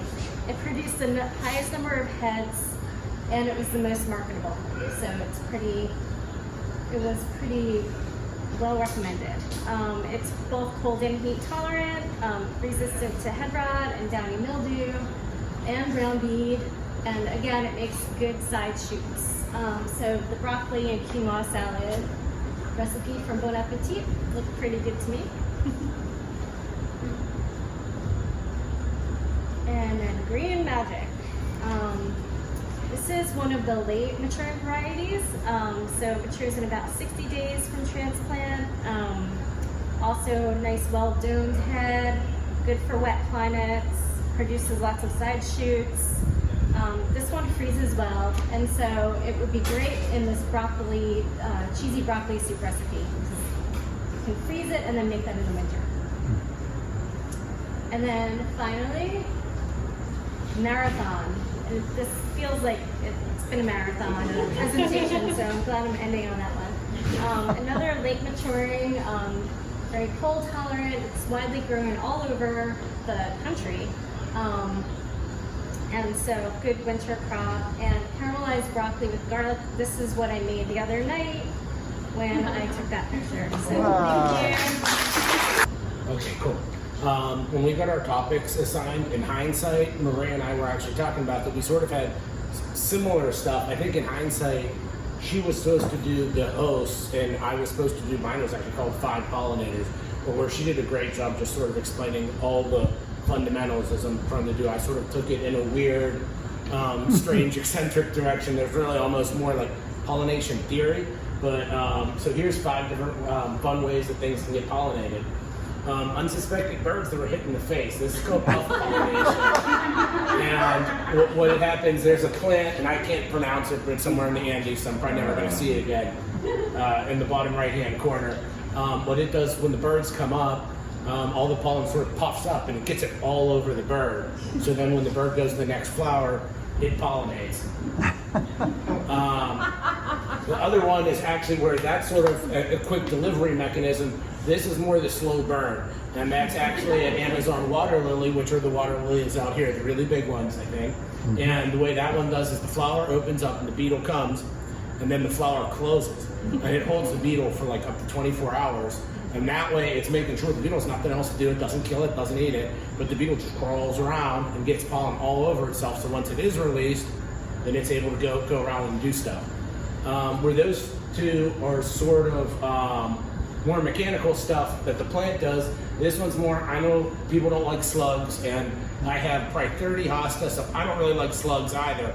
But the neat thing that the slugs can do is if there's a plant like Morning Glory where the flowers are only opening up for 4, 5, 6 hours in the morning, what's one thing that can ruin that? Keep all the bees and all the hummingbirds and everything, all the flies, everything away if it rains. And what's the one thing that slugs, love them or hate them, they don't mind the moisture, so they can go out and crawl all around and do the stuff in the rain and pollinate flowers like that, and then eat all the husks. This guy's the star of the show right here. There's something called the traveler's palm, and this is according to the internet, so I don't know how true it is, but the traveler's palm, because it is so tall, that if it's 40 feet tall, and again, I think bees can probably get up, 40 feet, but the whole idea is that this guy, because he's up in those trees, and because the flowers are so high, that these guys are going through those flowers and eating them and pulling them apart, and then they fertilize the other flowers, and it's just neat. The traveler's palms, I guess, they're native to Madagascar from what I was reading, and this is the one slide where I don't have the picture of the plant, and then today when I was sort of like doing my final research, actually look, the traveler's palms are really cool looking, and can be there in Florida. I don't know if we can have them here, but they can be pruned and look really neat. And the last one is not all pollination's biotic, obviously. The tide and the common eelgrass, the one thing that I thought was really neat about this is, okay, like we get it, it shoots out the pollen, but what the common eelgrass does is that pollen actually matches the water density around it, which I actually thought was really neat, because if it's too heavy, it goes to the bottom and you don't pollinate anything. And if it's too high, it stays at the top, then it's on the surface, then it's not pollinating anything. It's pretty amazing, the common eelgrass, that the pollen actually matches the density of the water. So when the tide goes up or in and out, it's going all over the place to fertilize all the other plants. Thank you. All right. This song is called Why Do Peppers Have So Many Pests? Be prepared, listen to the chorus. We're going to need some crowd component with a little team singing. So, okay. Proper preparation prevents pepper pests. We want to stop them pre-emergence, and plastic mulch with a reflective lining or aluminum paint stops aphids from dining. Uh-oh, 'cause peppers have so many pests. So why do we go through the stress? 'Cause in Louisiana, Holy Trinity is bell peppers, onions, and celery. How could one plant have so many pests, like ants and aphids and beetles and caterpillars and pepper weevils and cobwebs and leaf miners and mites and vegetable weevils? It's just 'cause peppers have so many pests. So why do we go through the stress?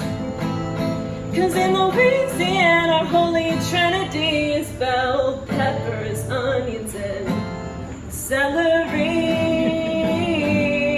Oh, pesticides like Malathion 57 will make aphids and weevils go to heaven. They are power force for leaf miners and weevils, and insecticidal soap can kill most evils. But don't forget, the most powerful tool is our hands. All right, does everyone know the chorus right now? Yeah. Okay. Oh, 'cause peppers have so many pests. So why do we go through the stress? 'Cause in Louisiana, our Holy Trinity is bell peppers, onions, and celery.